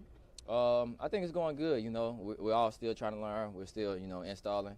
But I think it's going good. You know, it's only a matter of time before, you know, we really get a chance to go out there and we have everything in and we're doing. But right now we're just fine-tuning it. Everybody trying to, you know, get a hold of everything. Is it dramatically different than what you've done in the past? It's different. And can you elaborate on that? In what ways? I don't know yet. When you have a relationship with a quarterback like you do, you guys have played together for a long time. How does that transfer into a different offense? Relationships are everything, man. You know, when you have a great relationship and you can have uncomfortable conversations with each other, it only makes the team better. How about on field perspective, like him kind of knowing what you're going to do, you know what he's going to do? Does that transfer with the new scheme? That's just repetition. You have to get the reps, and like I say, right now everybody's still trying to, you know, get in the flow of the offense, kind of still learning at the time. So, you know, once we get that and then we start getting the flow, things will, you know, start clicking. This offseason, both Nick Sirianni and Howie Roseman touted kind of like you have not had your full capacity, your full ceiling for whatever the reason may be. Do you feel that way as well? And do you think not having AJ will give you that opportunity? I'm just going out here and do my job, whatever that may be. For, you know, the week that we're playing, whatever week we're playing, whatever the job may be for that week, I'm just trying to go out there and do that. In the room, it's a group of you and then some young players and some players who are new to the room and to Philadelphia. What's your role in that among that group?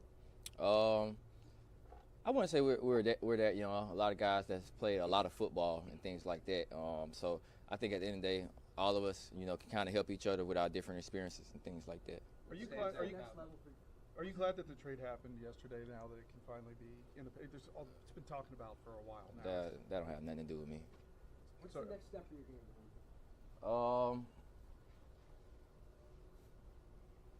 I don't know. It's early right now. You know, trying to get the offense down. I think about that later when I understand what I'm doing. Yeah. Do you think you've tapped into every bit of your ability in the NFL so far? I think every year you want to be better than you was the last one, so, you know, it's always going to be things you want to improve on. What stands out about Kai so far? He's a young guy and he listens. You know, any little thing he can soak up, he tries. He asks questions and things like that. He's not afraid to ask questions. What do you like as a veteran to a rookie coming in? I'm here if you need me. You know, I don't try to overstep. You know, people have their way of handling things, so, you know, I'm trying to kind of figure him out, see how he is and things like that. Like I say, not trying to overstep. How do you think the depth of this wide receiver room, the way the different skill sets you have, will suit the passing game you're building? I think, you know, it's going to be good. You know, a lot of different things for a lot of guys to learn from each other. Has Dontavian been helpful with being with Sean and learning this offense at all? Yeah, definitely. You know, majority of things that, you know, in the receiver room that we may not know, we all asking him. What stands out about going up against Blue Bowler? He's a very tall guy. He's fast. He's athletic, and you know, it's not often that you get to go against, you know, a guy like him. You know, you may only step into a game and play against someone like that. So to get that every day at practice, it's going to be good. You've been through these OTAs before and having to learn new offenses with some of these coordinators. Does this one feel any different? I think that it's all, at the end of the day, it's the same. It's different terminology. Just trying to understand why we're calling something a certain way. I think that's the biggest thing. Sean Mannion talked about how important it is for the run and pass to play off each other in this offense. Is that any different than other schemes have been in, and does it seem like that's stressed in a different way? I think ultimately everyone tries to do that, but it's really based on how good you are at something. You can only marry the things up if you're good at both things. When you're not so good at one and you're good at another, it's not really going to marry up that well because you're not going to do the ones you're not good at that much. You may not have. You talked to Ryan Mahaffey at all? I know he's not your position coach, but he has a wide receiver background. No, not really. Okay. Did you bulk up a little bit this offseason? I don't know if that's what you want to call it.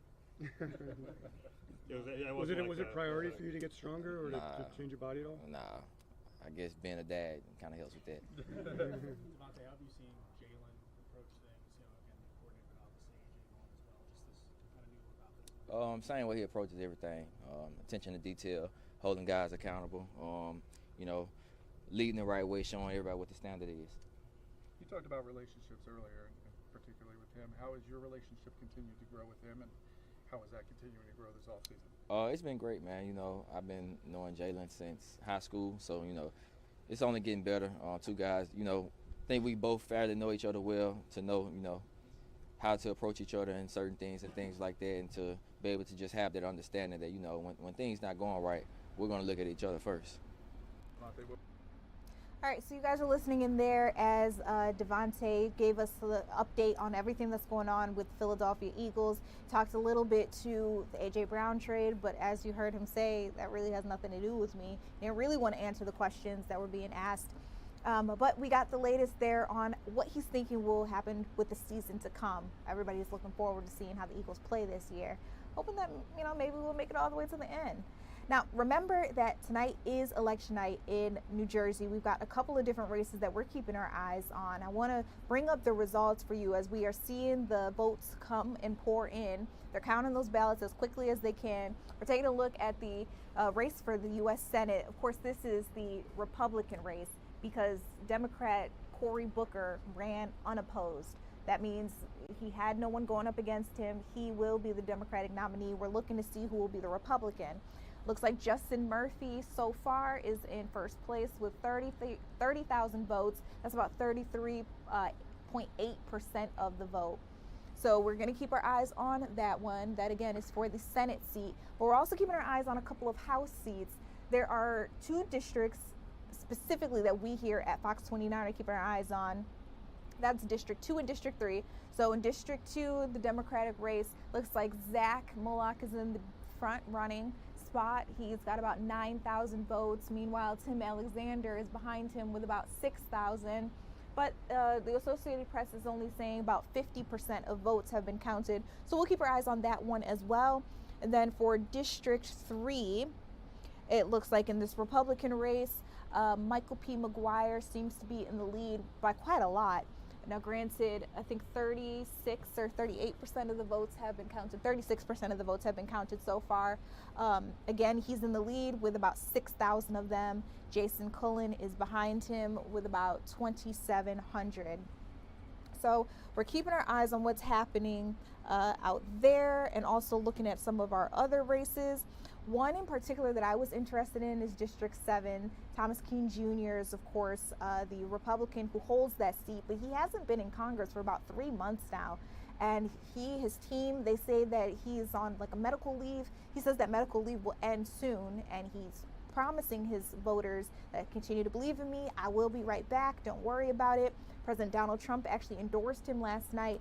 But we know quite a few Democrats want that seat for themselves. And I'm hearing that Rebecca Bennett seems to be a front runner. We'll see if she comes out on top. But that's what's happening here in New Jersey. Of course, we're also keeping our eyes on some of the other big states like Iowa, Montana, and of course California. They've got a heated up race for the governor of California as well as the mayor of LA. Speaking of which, a reality TV star is actually one of the people running for that particular seat. So really interesting stuff that's happening out here. Again, it is election night, so we'll keep you up to date with some of the biggest, the results as they come in.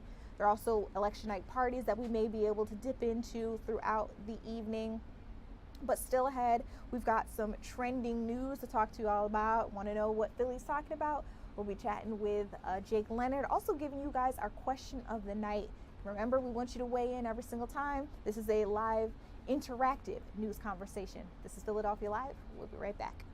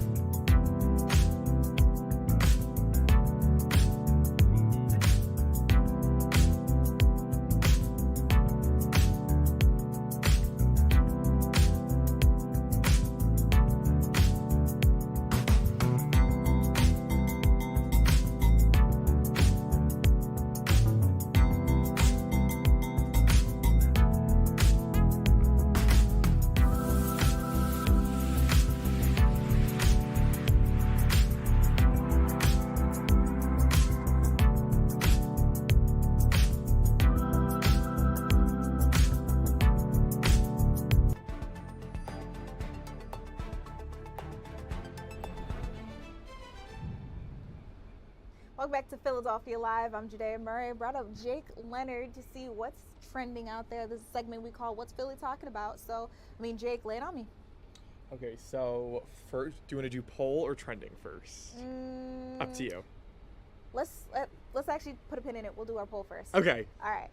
So, as you all know, tonight is Open Streets for Midtown Village. It's a place here in Pennsylvania, the city of Philadelphia, and it's really exciting. Yeah, it is really exciting. People were out there having a good time. A lot of people. We saw people skipping, quite literally jumping for joy. We saw a dog that was chowing down. Like, it looked great. Some ice cream. Yeah, absolutely. People chalking the streets. Really good time. But what happens is they shut down a pretty extensive strip, and it's right in the middle of rush hour. Right. So while it might be fun for the people who are getting out there, drinking, eating, having a good time, socializing, maybe not so good for the people who are driving in the area. And Right. we want to know what you all think Yeah, about we that.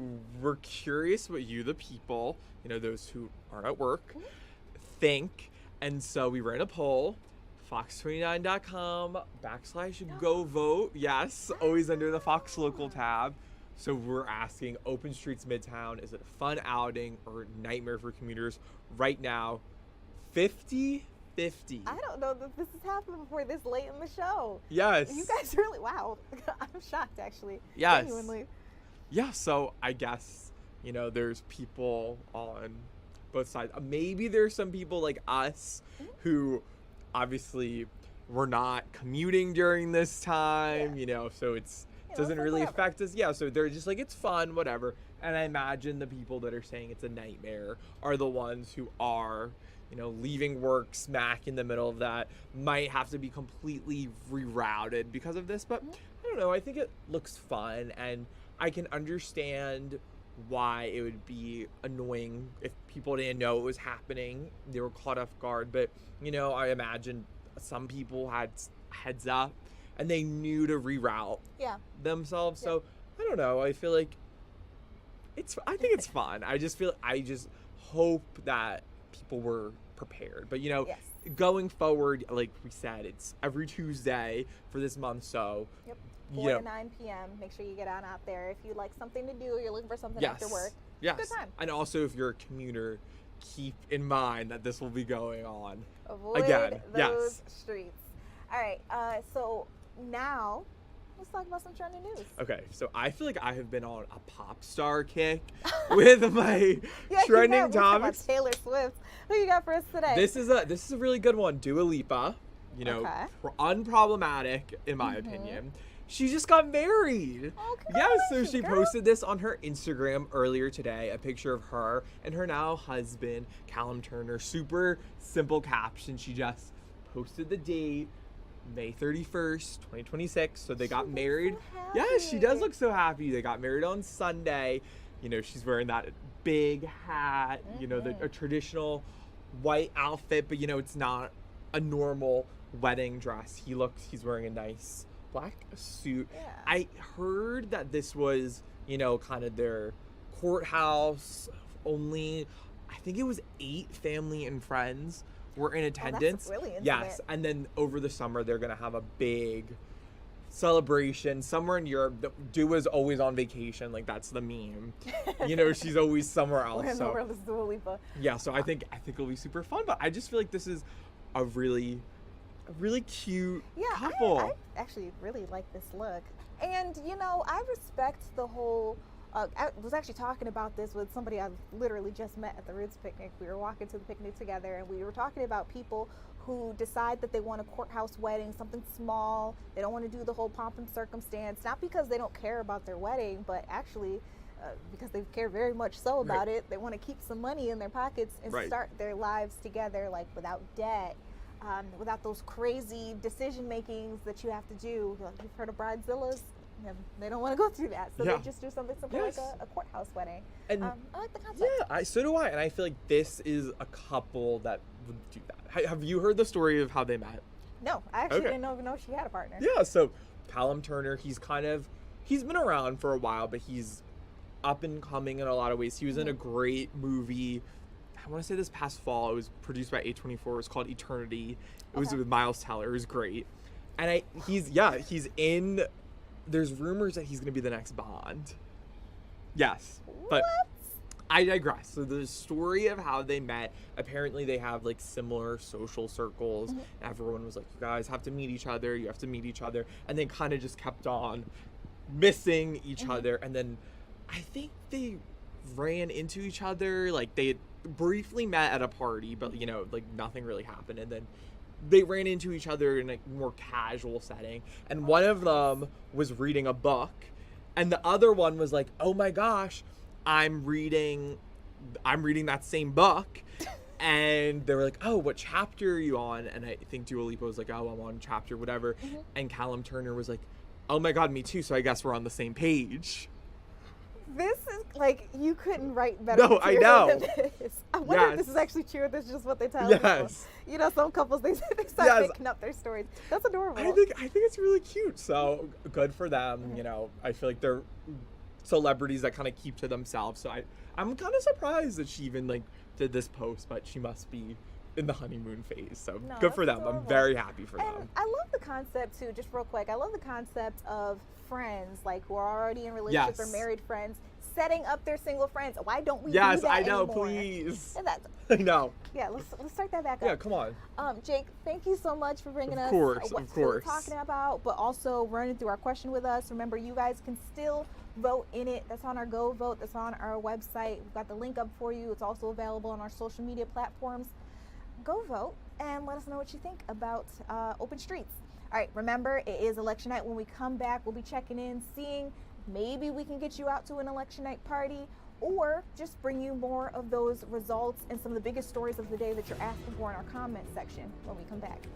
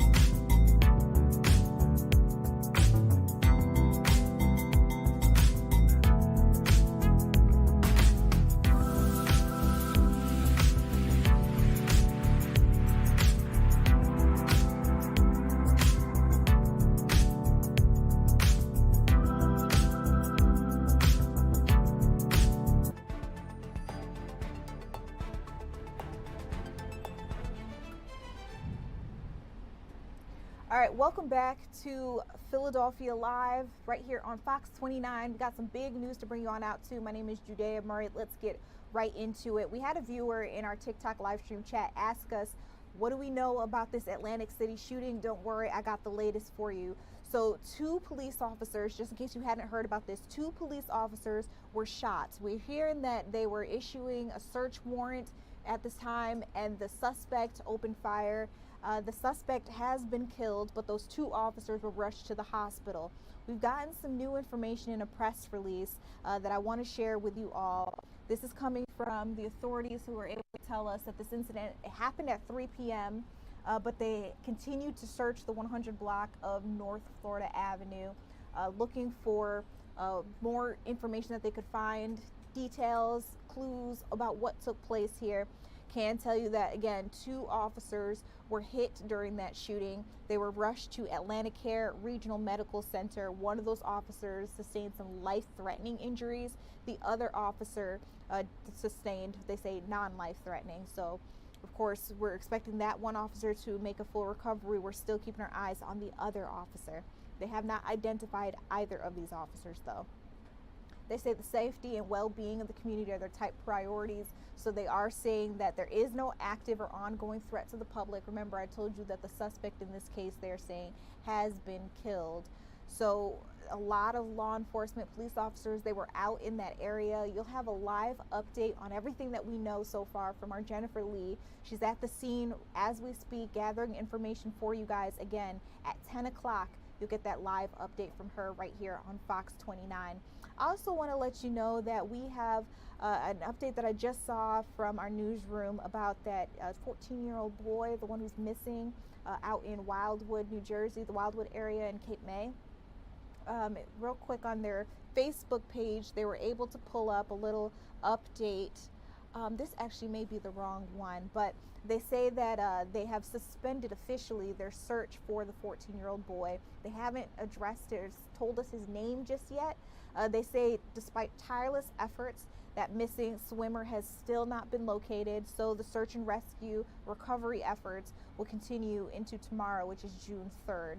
The members of the Wildwood Police Department have additional assets from the United States Coast Guard, New Jersey State Police, Marine Services Bureau, and Cape May County Regional Unmanned Aircraft Systems Task Force. Sorry, that was a long one. And the New Jersey State Human Services Police UAS unit. They've been deployed in this search for hopefully being able to find him. They're saying this is a search and recovery. Further updates, they say, will be provided in the coming days. So we are hearing that this may have been a field trip that this 14-year-old boy was on when he and a couple of others, they weren't able to keep up with the water out there. We're hearing that a couple of them were struggling. Police were called to the area. Some of the other children that were in the water were able to make it out. Unfortunately, he is obviously still missing. So around 10 o'clock, we'll try to bring you an update on that as well. Now, let's get into the White House. Earlier today, they had their White House press briefing. Remember, Caroline Leavitt, the White House press secretary, is on maternity leave. And so authorities or leaders that are taking turns filling in for her. We've heard from Vice President J.D. Vance. We've heard from Secretary Marco Rubio. And they say President Donald Trump may even lead one of these press conferences one day. But today was Dr. Oz's turn. Let's listen in. Shelby, the new media, take it away. Thanks. I actually wanted to ask about that nationwide moratorium. Industry groups are really concerned about growth and employment getting hurt if that moratorium expands beyond 6 months. Would you rule out an extension of that moratorium, or do you expect that it's going to be expanded? I'm not going to rule out an extension. We have been talking to industry groups about these moratorium. In fact, this is for everybody watching, all of you as well. We benefit from whistleblowers. Our most important whistleblowers have been members of industry who know the game, know how you can cheat it if you're unethical, and they point out to us when these problems occur. So we do not want to hurt the folks who are earnestly involved in hospice, in durable medical equipment suppliers, personal care services. They're good people in these businesses, but we're going to slow down the growth of these sectors till we can get our arms around the problem, because it is of massive magnitude to us.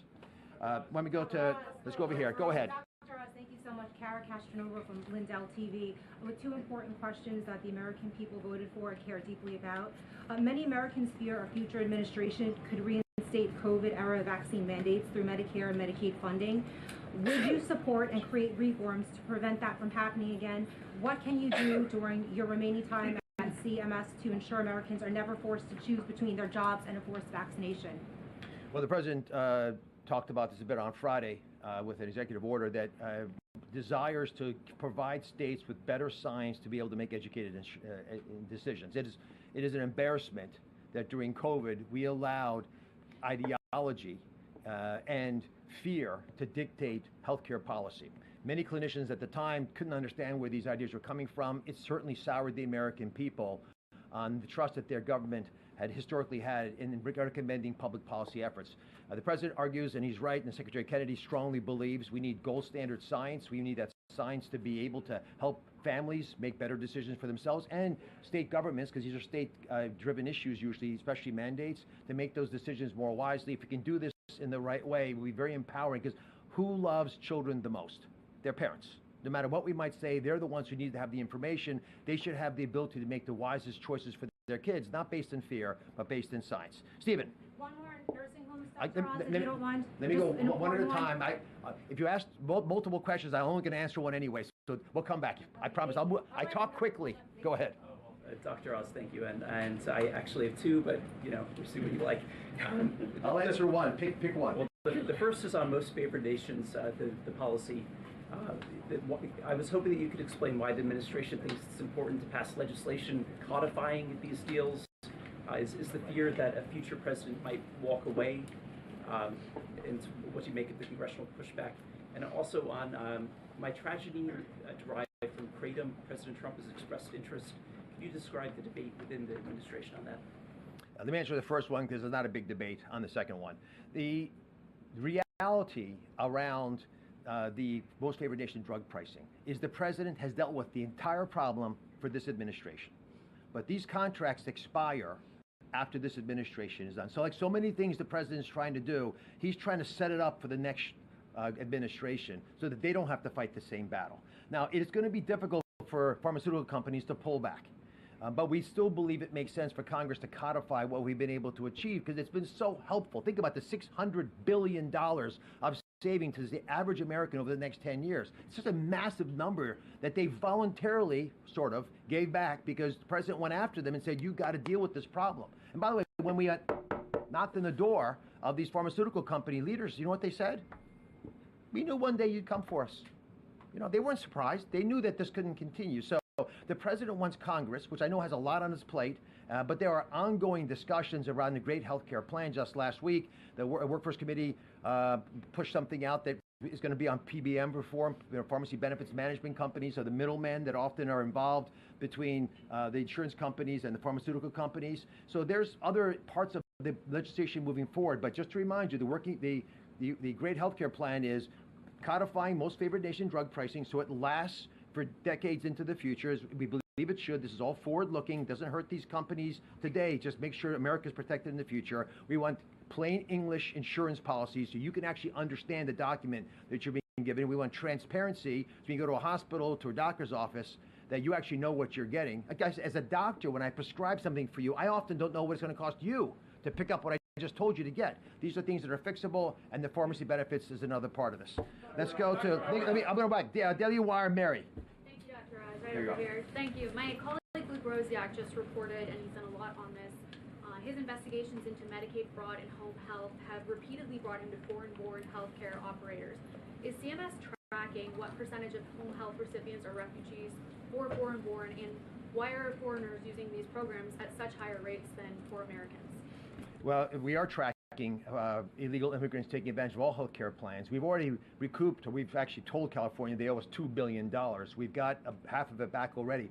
I'm confident we'll get the rest because they have state-based programs that we don't have a lot of visibility into, but because of the Working Families Tax Cut legislation and other rulemaking, we are no longer allowing foreign folks who are here illegally to benefit from these programs. And just to put it in context, in California, if you're on Medi-Cal, the Medicaid program in California, until this administration, you got full dental and full vision benefits. Now, I'm for those benefits. I like them, but we don't give that to Medicare patients. And so we should at least be equitable, and all of us together should decide what we are going to do as a nation. So if we as a country decide we're going to go in one direction, you can't have states splintering off if they're going to spend the other people's money. The fraud, for example, that I'm talking about and the use of money for illegal immigrants, the people who pay that bill when it, for example, the largesse of California allows folks to get benefits that the rest of the country doesn't think is appropriate for illegal immigrants or home health care providers, that money's paid by folks who are taxpayers in New Mexico, which is a blue state, and Mississippi, a red state. So this is not partisan. Everybody is taxed extra and has to put more into the kitty because some states are doing things that we don't think as a country, well, we would like to have happen. That's why this administration has been so dogged in this issue and why the president has been so aggressive. Go on, Mary. On Ebola, if Kenya does end up blocking the U.S. quarantine facility there, and it seems like they might, since the Kenyan courts are delaying it, where will Americans who have been exposed end up going? And then why can't they just come to the United States? I mean, I think you would probably agree that the U.S. has pretty good health care here. So where will they go, and why not to the U.S.? Jennifer, the main issue with having a facility close to the Democratic Republic of the Congo is if a patient is sick. Again, I'll speak as a heart doctor. I want to take the patient to the OR that's right next door to the room they're sick in, not to the building next to them, or to 3 buildings 2 blocks away, because that time is precious to us. You have a golden hour in many of these instances around trauma, but for illnesses, it's also relatively short. So we are confident, and the State Department's working on this diligently, that they're going to be able to work out something with Kenya. There has already been a fair amount of communication around this issue. We have and that's about it. There's a UK base there. We have other people who might be willing to welcome us, and we have our German colleagues as well. So there's many places we can send folks, but sending them across the world, especially when we're not sure what's going on with them, is probably not the wisest move. In red, take it away. Thank you so much, Alina Shirazi from the Daily Mail. This is the 4th checkup that the president has had. He's supposed to have 1 a year. He's had several CT heart scans. What are the doctors looking for? And second question, I think you might like this one better. Who has been your favorite cabinet secretary so far to do the briefings at the podium? That may not be my favorite question. I mean, they're all obviously different. I think Scott Bessent's dry humor is fabulous. Marco is just an earnestly funny person. We can tell all kinds of stories about Marco's entertaining commentary. I think JD was spectacular. You know, he's just very on his game, understands the issues, and he understands the American people, which is, I appreciated his presentation so much. And I did watch them all, by the way, just to prepare. I'm a doctor. I try to do my homework. I prep for the case. The first issue was about Ebola. No, about examinations. He's had 4 already. The president's supposed to have 1 a year. Yeah. So I actually have talked to the president about what he's sent to all of you. And I think it's just a routine, regular exam. You remember I had the president on my show 10 years ago, and he also presented records. And at the time, I was stunned at how well he was doing, because so many of these numbers naturally over time will start going in the wrong direction. But if you look at these records, they're spectacular. You know, his cholesterol, his blood pressure, all the numbers are starting in excellent parameters. His ability, and listen, I work with him frequently. Many of you get to see him almost every day. That amount of energy and that amount of mental acuity does not exist in a vacuum. You have to have a vessel to carry it, and the president has a unique ability to just keep going at all hours of the day with remarkable strength. Let's go. Right behind you. Yeah. So the administration has been stressing reshoring manufacturing, pharmaceutical manufacturing is part of that. From those announcements of those 17 pharmaceutical companies, what's the timeline that we could see those projects come to fruition? Is it summer? Is it end of this year? Well, these companies are already making investments in America. Some are ongoing, some have announced. I went to a ribbon cutting in one in Charlottesville recently. And so there's a lot of investment coming to America. But think about what you would do if you're a pharma executive. If you're a pharma executive and America's open for business and we're trying to support innovation, you know, saving people from, you know, cancer, autoimmune problems, dementia, all these different, you want to be where the action is. So these companies are coming here. It's actually a brain drain from Europe in particular, but other parts of the world as well, of companies who want to come here. So it's not just that we're already going, it's going to get bigger and bigger and louder. No, the jobs are starting when the first time you hire someone to build a plan for you, we have a job. If you're asking for people with picks and helmets, that's also coming quickly. But again, I've been to facilities that are already under construction, so they're starting, and it will and the president and I visited a facility in Cincinnati a few months ago that, again, they already have the facility, they're already running the facility, they're making additional investments to upgrade their program. Yes, ma'am. Thank you so much. I know this isn't your wheelhouse, but you are speaking on behalf of the White House today. Can you respond to any of the criticism from Republicans on President Trump's decision to tap Bill Pulte, who has no known intelligence experience, as acting DNI? Well, I think Bill is a great guy. I know him socially. I've not worked with him in his current job, but I do trust the president's judgment. He is a very sharp, quick study of people, their emotional abilities and their ability to persevere in the face of hardship. So I have confidence in his decision. Yes, ma'am. Back on Ebola, given the World Cup coming up and millions of visitors coming to the United States, on the U.S. preparation for this, who is in charge of proactive surveillance measures, and what type of surveillance will the United States be doing for visitors coming in? Will that be expanded beyond the DRC, Uganda, and Sudan? Can you describe what is in place, knowing this influx of people coming soon? So Jay Bhattacharya, who I spoke to this morning, who is our brilliant leader of the NIH, but also CDC now, is running this program. He's got a lot of help from Dr. Heidi Overton and many others at the White House. So it's a well-constructed game plan.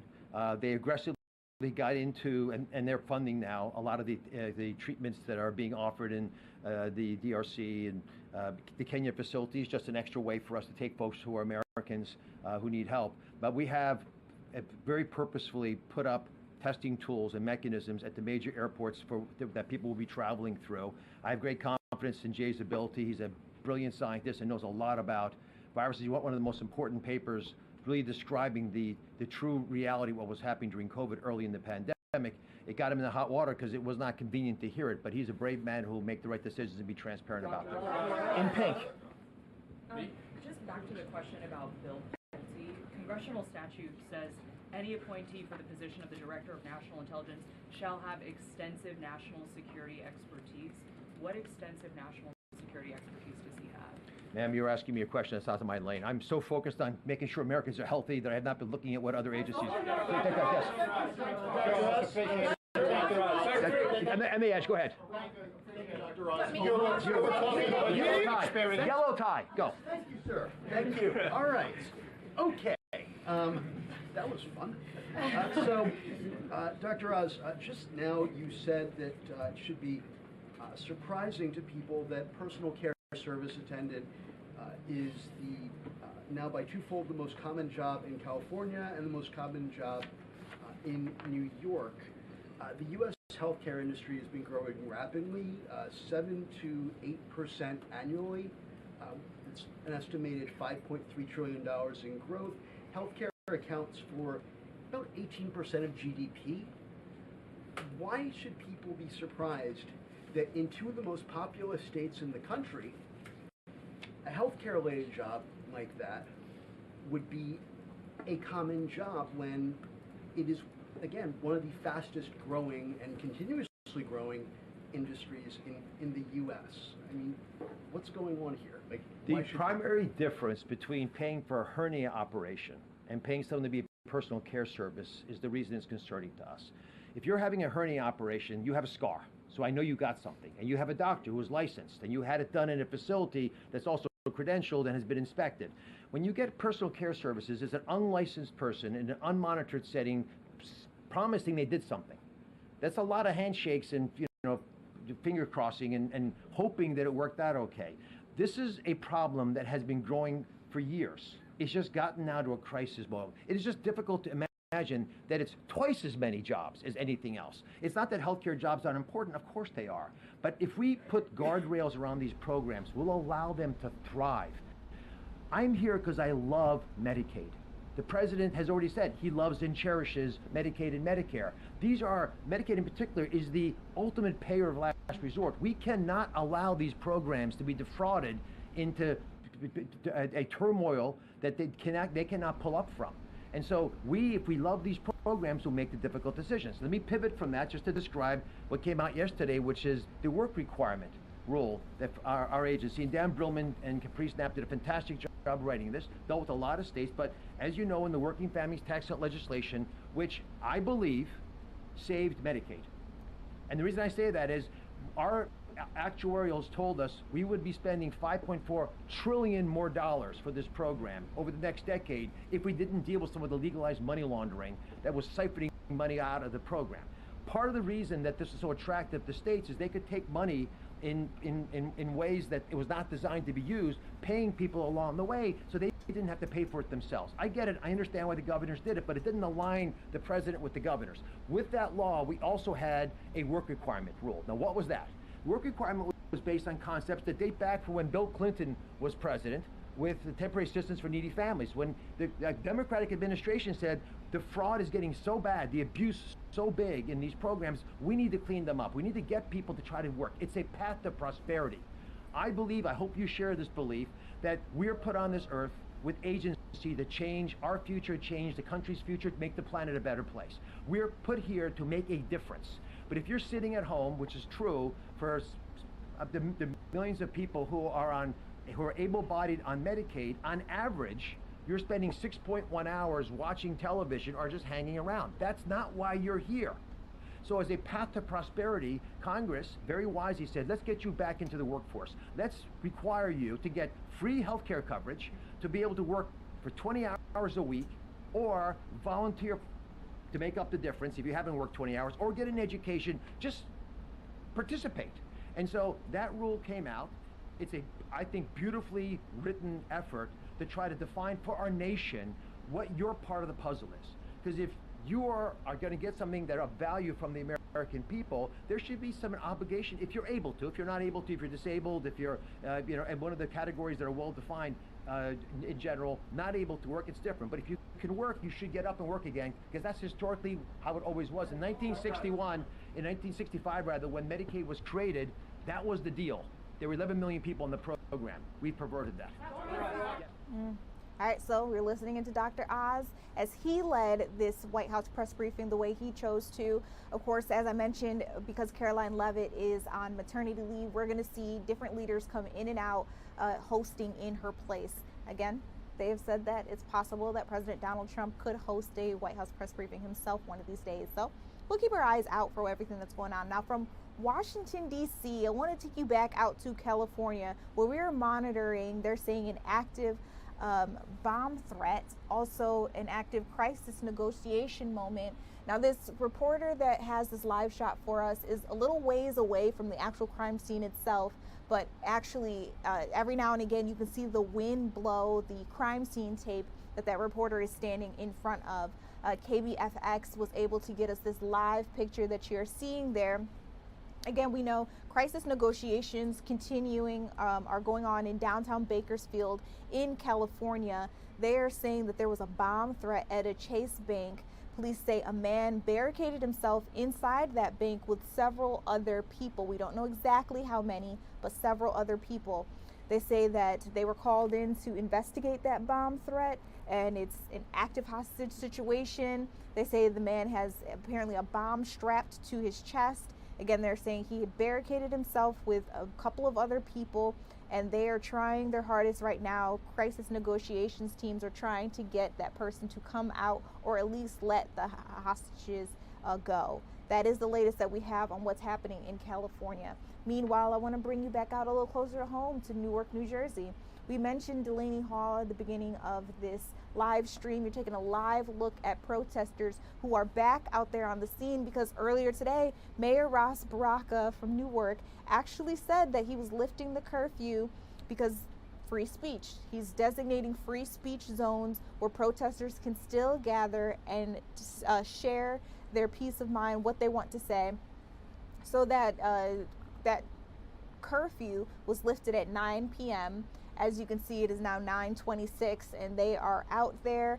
Now, from time to time, I'm able to open up the volume where you guys can hear what's going on, but I do want to let you know, I want to warn you all that things get really passionate out there. So you may hear some really sensitive language. As you can see, this is a very active scene. The photographer is moving around trying to get you guys the best picture that we can show you. But this is right outside of Delaney Hall, that ICE detention center right there in Newark, New Jersey. You're seeing emergency vehicles ride through the area.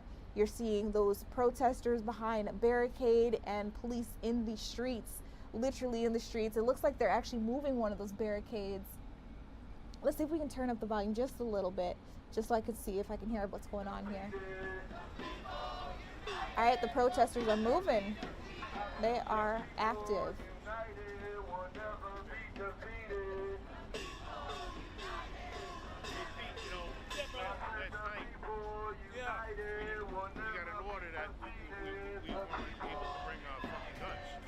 No shit. Yeah, and we did it All right, so just so you know what's exactly going on here, we know that protesters have been outside Delaney Hall, that ICE detention facility in Newark, New Jersey, almost every single night. They demand some answers of what's going on inside the facility.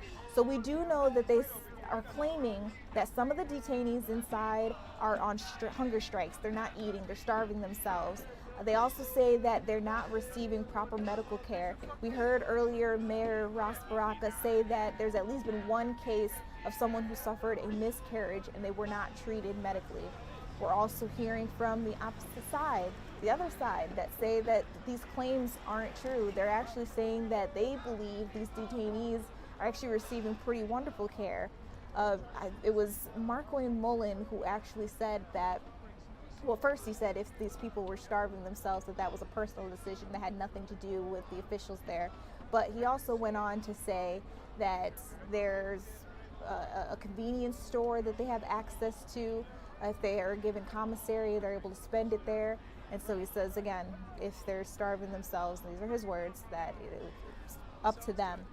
So that's what's going on out there in New Jersey. I want to keep us on this live stream shot, though, just so you guys have a better idea of everything that's happening. But remember, the language may be sensitive.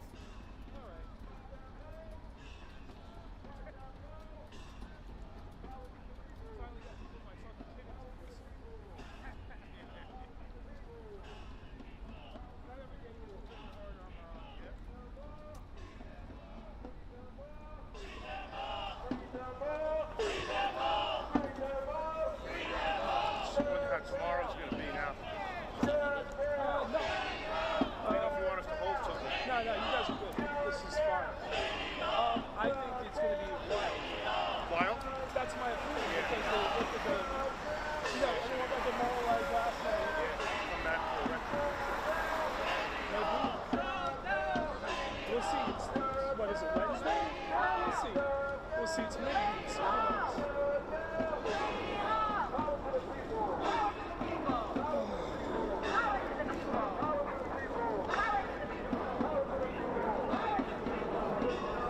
If anybody's just now joining us, keep in mind we have eyes outside of Delaney Hall where curfew has been lifted in a free zone speech. These are protesters who are very upset with how they think detainees inside Delaney Hall are being treated.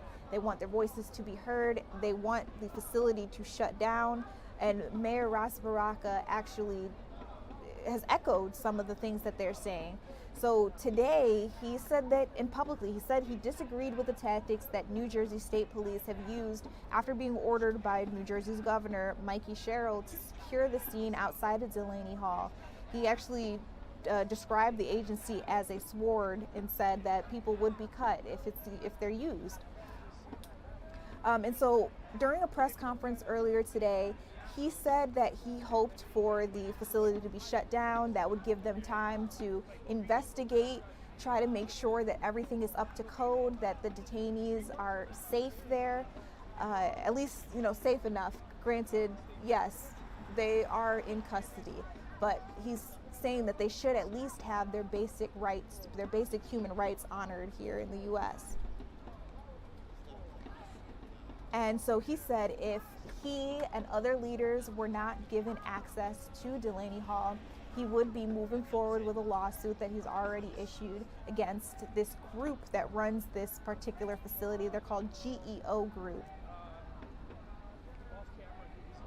So he says he's fully prepared to do what needs to be done. And now, after having that press conference earlier today where he made that announcement, we have this scene now where you're seeing the photographers that were showing us that live picture right outside of Delaney Hall. You can still hear the protesters in the distance.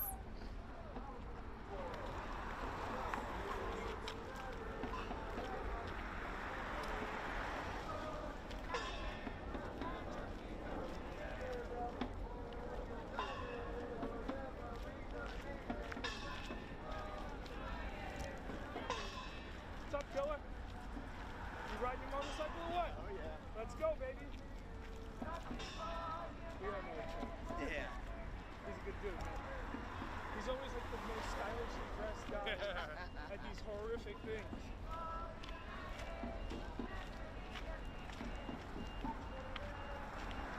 All right, I'll bring you guys back out to this as the scene gets more active. Again, they are moving. I don't know if they're making their way from that free zone speech back to being directly in front of Delaney Hall. I'll try to get that information for you guys. But as you can see, our photographers are on the move. And even though we don't have the visual of the protesters anymore, you can still hear them in the distance. They are also on the move, moving in the same direction as our photographers. So hopefully we'll have a better shot available for you guys shortly. You can also see those emergency vehicles. You can see the red and blue lights flashing. That's what's going on in Newark, New Jersey. Meanwhile, in New Jersey as a whole, it is election night. We're keeping up to date with all of the different races. Of course, here at Fox 29, the ones that we are most concerned with for our viewers' sake, is District 2 and District 3. And then just because I'm curious, District 7 will add that into the mix. And then also keeping up with the senator's race. Of course, Cory Booker, his seat is up for re-election. However, he says he wants it. He ran unopposed as a Democrat, but there are quite a few Republicans who are eyeing it. We'll look at what the results are when we come back.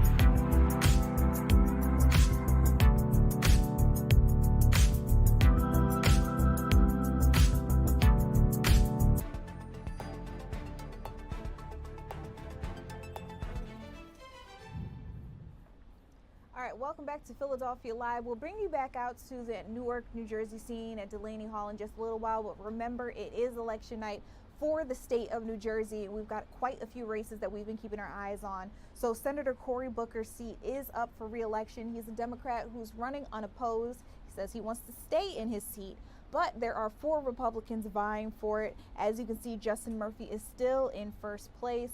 It looks like he is leading with 53,000 votes. Richard Tabor is behind him with about 49,000 votes.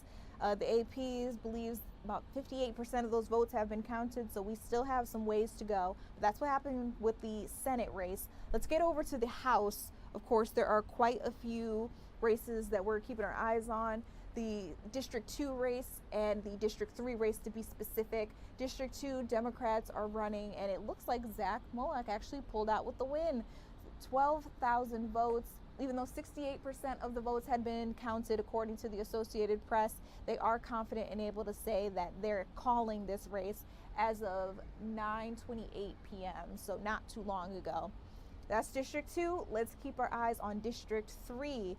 Republicans are running for this race, and it also looks like the Associated Press has called this one. It was called at 9 p.m. on the dot. Michael P. McGuire, it looks like he has won the Republican nomination for that particular seat. And then just personally, I have been interested in keeping an eye on District 7. So the Associated Press also called that race. It looks like, let me go ahead and click on it so I got it for you guys. Rebecca Bennett did pull out the win, and by quite a bit. It looks like almost 18,000 votes, about 47% of voters voted for her. Now, she is the Democrat in this, but she will be facing U.S. Representative Tom Kean Jr., which, by the way, is a big deal. So he's a Republican that's had the seat for about 3 months now. We know he hasn't been to Congress. They say he's had some medical challenges, but his team hasn't really told the public much more than that. And so while he's running for his 3rd term, some people say that they want somebody who's going to be more active in Congress, and they want to switch things up. Now, U.S. President Donald Trump also endorsed him yesterday night on his Truth Social platform. It was late last night when he put that in there. He says that he's absolutely the man for the job. He'll get it done. Meanwhile, the U.S. Representative Tom Kean Jr. also put out his own statement saying that he would return to Congress in person soon. So, you know, that was a big update that we got right here on election night. So again, it looks like Rebecca Bennett will face him in November. So we've got to keep our eyes on that. It's been really interesting to see how some of the candidates who have been backed by Trump, how they actually end up faring in these elections. So, you know, he's one of them. Again, he's the unopposed candidate for the Republicans. Let's get back out to Newark, New Jersey, where we know protesters have lined up. They've been doing this almost every single night for a little over a week now. They're protesting the conditions they say are inhumane at Delaney Hall out in Newark, New Jersey. So you're seeing them. You're also seeing officers and security securing the site. Now you can hear some of what they're saying here as well. This is really interesting because it comes as Newark Mayor is seeking immediate closure of Delaney Hall. He says that he wants time for them to be investigated. He wants to know that what's going on out there is appropriate, that they're being taken care of health-wise, because a lot of the protesters are saying they do believe that they are on a hunger strike within the facility, that they're being ignored from some of their medical complaints. Mayor Ras Baraka, during a press conference a little earlier today, said one of those medical complaints was a miscarriage. He says a detainee suffered a miscarriage and was not given medical attention. And so again, he's calling for the facility to be shut down. But right now, one thing that he could do, he lifted the curfew at the facility. It was lifted at 9 p.m. tonight. And he also designated free speech zones where these protesters are still able to get out and voice their concerns. You're taking a look at one of them right there. I want to let you guys listen in a little more to what they have to say.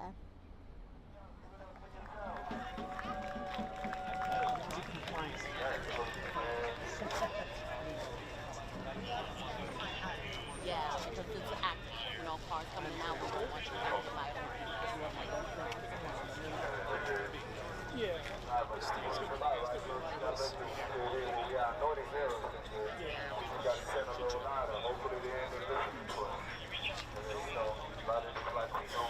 I don't know how they feel, because they're locking their own people. I think so, but I just think the only thing is they want to hear an hour early. So up at 4. Like 3 lands and up at 4. You know, so it just means an earlier depart for me. Hopefully this doesn't go too far.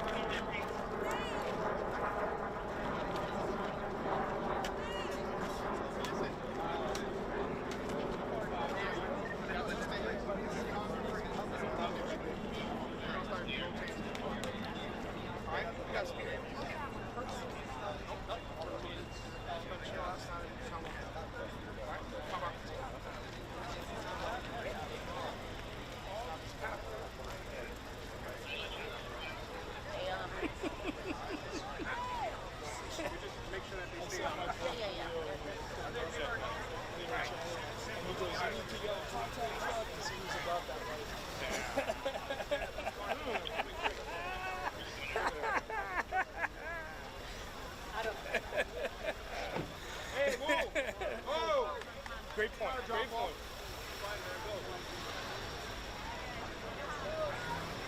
Hey, this is, you gotta get on the speaker. This is the two-way.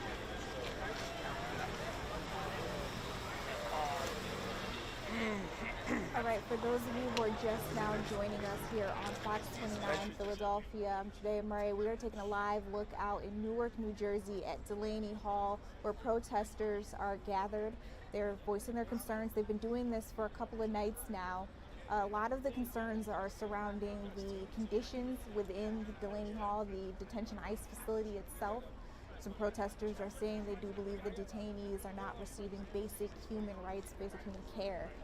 And so we also have heard from Mayor Ras Baraka from Newark, New Jersey, who has lifted the curfew that was in place. It was lifted at 9 o'clock, and that's why you see those protesters gathered out there right now. We know that they've been given what they're calling free speech zones. This seems to be one of them right outside of the facility. Every now and again, you can hear them chanting. I have been giving you guys warnings that from time to time you may also hear them use sensitive language. There's a lot of high emotions in this particular area. We'll bring you back out to the protest in just a little while. As you can see, there's no violence. It doesn't seem to be too much conflict between officers and the protesters. It just seems to be that they are lined up out there and again from time to time expressing themselves. But I want to take you back out to California, where we're keeping our eyes on an active bomb threat. As you can see, a lot of officers have come into the area. It looks like maybe even the SWAT team has gotten out there from that military vehicle that we're seeing. But what I can tell you, our sister station has given us this live shot that you're taking a look at out there, at least one of our partners. Now, this is a Chase Bank out in Bakersfield, California. For hours now, they have been keeping their eyes on an active hostage situation. They say that people were evacuated, but it seems to be that a man has barricaded himself inside that Chase Bank. They say that he may have a bomb strapped to his chest and he has multiple hostages with them. Unfortunately, police were not able to give us any idea of how many hostages might be inside with him, but they do believe this is an active bomb threat. They're keeping as many people away from this scene as possible. This is taking place between 18th and Truxton Avenue. Also Chester and H Streets, they're closed as well, in case you're familiar with Bakersfield, just to give you an idea of exactly what we're looking at here. Now, public access, obviously not granted at this point in time. You can see the crime scene tape. The reporter on the scene every now and again is coming in and giving live updates, so just heads up, giving you a warning that may happen while we were sitting on this shot. But this is live happening right now in Bakersfield, California. No information just yet on who this person is, why they chose Chase Bank, what their goal is, but this is the information that we have so far from our the station that was able to give us this live video. That's the latest that we have available for you guys. We also know that there are some crisis negotiations happening at that scene, so if we get an update, trust and believe, we'll bring it out to you. Keep in mind, it is election night here in New Jersey. I've been giving you guys results all night long. You'll continue to hear them in the 10 o'clock hour with the Fox 29 broadcast news. That will continue. But keep in mind, this is an interactive news conversation. It's not your typical news broadcast, not your typical newscast. So if you guys have a question for me, you can ask. Hold on. Actually, we've got one. Tracy Million Masters. They close the facility and send them elsewhere just as bad. Such a horrific situation. Okay, she's responding to the situation at Delaney Hall. I mentioned that Mayor Ras Baraka wants to temporarily shut down that facility so that they can investigate it, do some looking into whether or not it's actually up to code, and also look into the way that the detainees are being treated. So actually, that is a decent question. If they do temporarily close that facility, where would the people who are inside go? And I actually don't think that that has been addressed publicly just yet. I'll try to look for that answer if I can for you, though. That was a really good question. Somebody said, what's happening? I can't keep up. What's going on? So just running back through, they were also talking about the situation at Delaney Hall. We had an eye on live protests that are happening. We'll try to bring you back out to it a little later on because we're actually about to take a commercial break. But protesters have joined. They are back out there. Curfew has been lifted, as you all know, on the weekend. I think it was Sunday night, actually. A couple of protesters, 2 of them, I believe, were arrested because they broke the curfew out there at Delaney Hall. It's been a very touch and go kind of situation there. But we do know that the protesters are out there keeping an eye on the scene. They want their voices to be heard. One of the biggest things, they think that the detainees inside are not being treated well, that they have been denied some of their basic human rights. Even though they're not U.S. citizens, or at least some of them may not be. We don't know the full extent of what's going on there, but even though they may not be U.S. citizens, they do still believe that they deserve the proper treatment and, you know, humanity. So we'll try to bring you back out to both situations, both California and what's going on in New Jersey. You guys, we're going to take a quick break. We'll come back.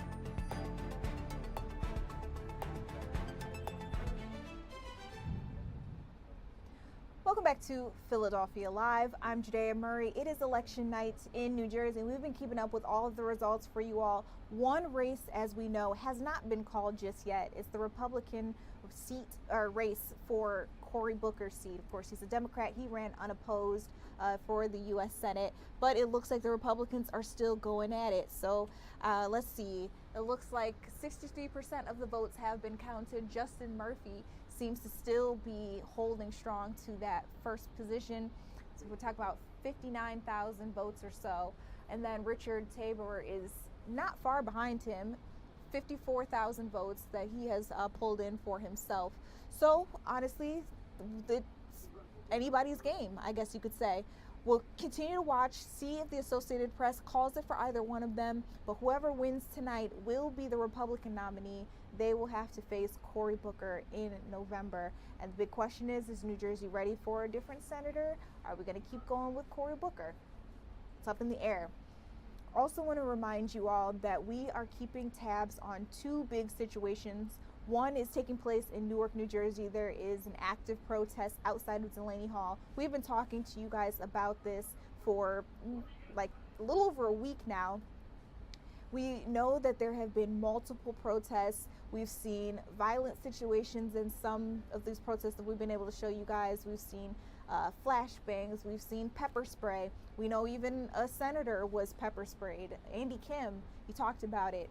And we also know that some leaders have been denied entry into the facility. Meanwhile, the protesters outside are concerned that the detainees inside are not receiving proper care, that they're not receiving proper medical treatment. Also, they're saying some of them are inside on hunger strikes. They're starving themselves. Now, from time to time, we actually see more protesters. It looks like there are not that many out in this particular one. What's interesting about this, though, is there was a curfew tonight. Mayor Ras Baraka did lift that at 9 p.m. And they've also been given access to what are being called free speech zones that we're seeing. And so I think this is one of them that we're taking a look at. But again, not many protesters that we are seeing tonight. But that's what's going on in Newark. Now, it looks like we actually just lost the shot out in California, but I can talk to you about the little bit of information that we have so far. So we've been keeping our eyes on Bakersfield, California. We're at a Chase Bank.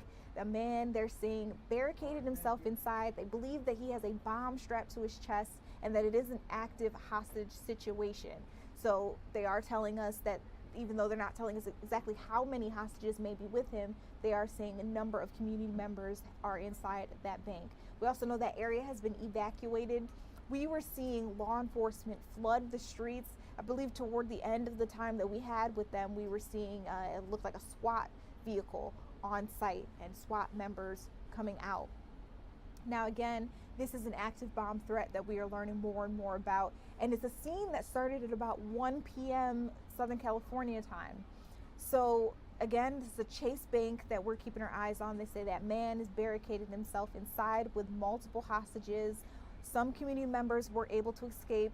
Some were evacuated. No injuries have been reported just yet. No signs of any gunfire in the area, which is great. Nearby buildings, though, they've been placed on lockdown, and that includes City Hall and the police headquarters. So a crisis negotiation team is on site trying to get that man to come out. No indication just yet on why he went to the bank, why he chose the bank, or exactly what really is taking place in here. But that is the latest information that we are able to bring you out in California. Let's see. The Associated Press also actually has a little bit more information that I'm finding interesting. So there's a live streamer known as Dad's Gone Live. His real name is Jacob Davidson, though. And it looks like he was about a block away from the bank at his family's tattoo shop when he started getting calls. His subscribers had actually alerted him to the bomb threat in the area. He says, and I quote, "I went to the bank's parking garage and watched the cops enter the back of the bank. This is the biggest police presence I've ever seen in this town." He goes on to say, "Now I'm watching them set up the trauma tents with the green, red, and yellow tags and black tags too, along with a command center about a block away."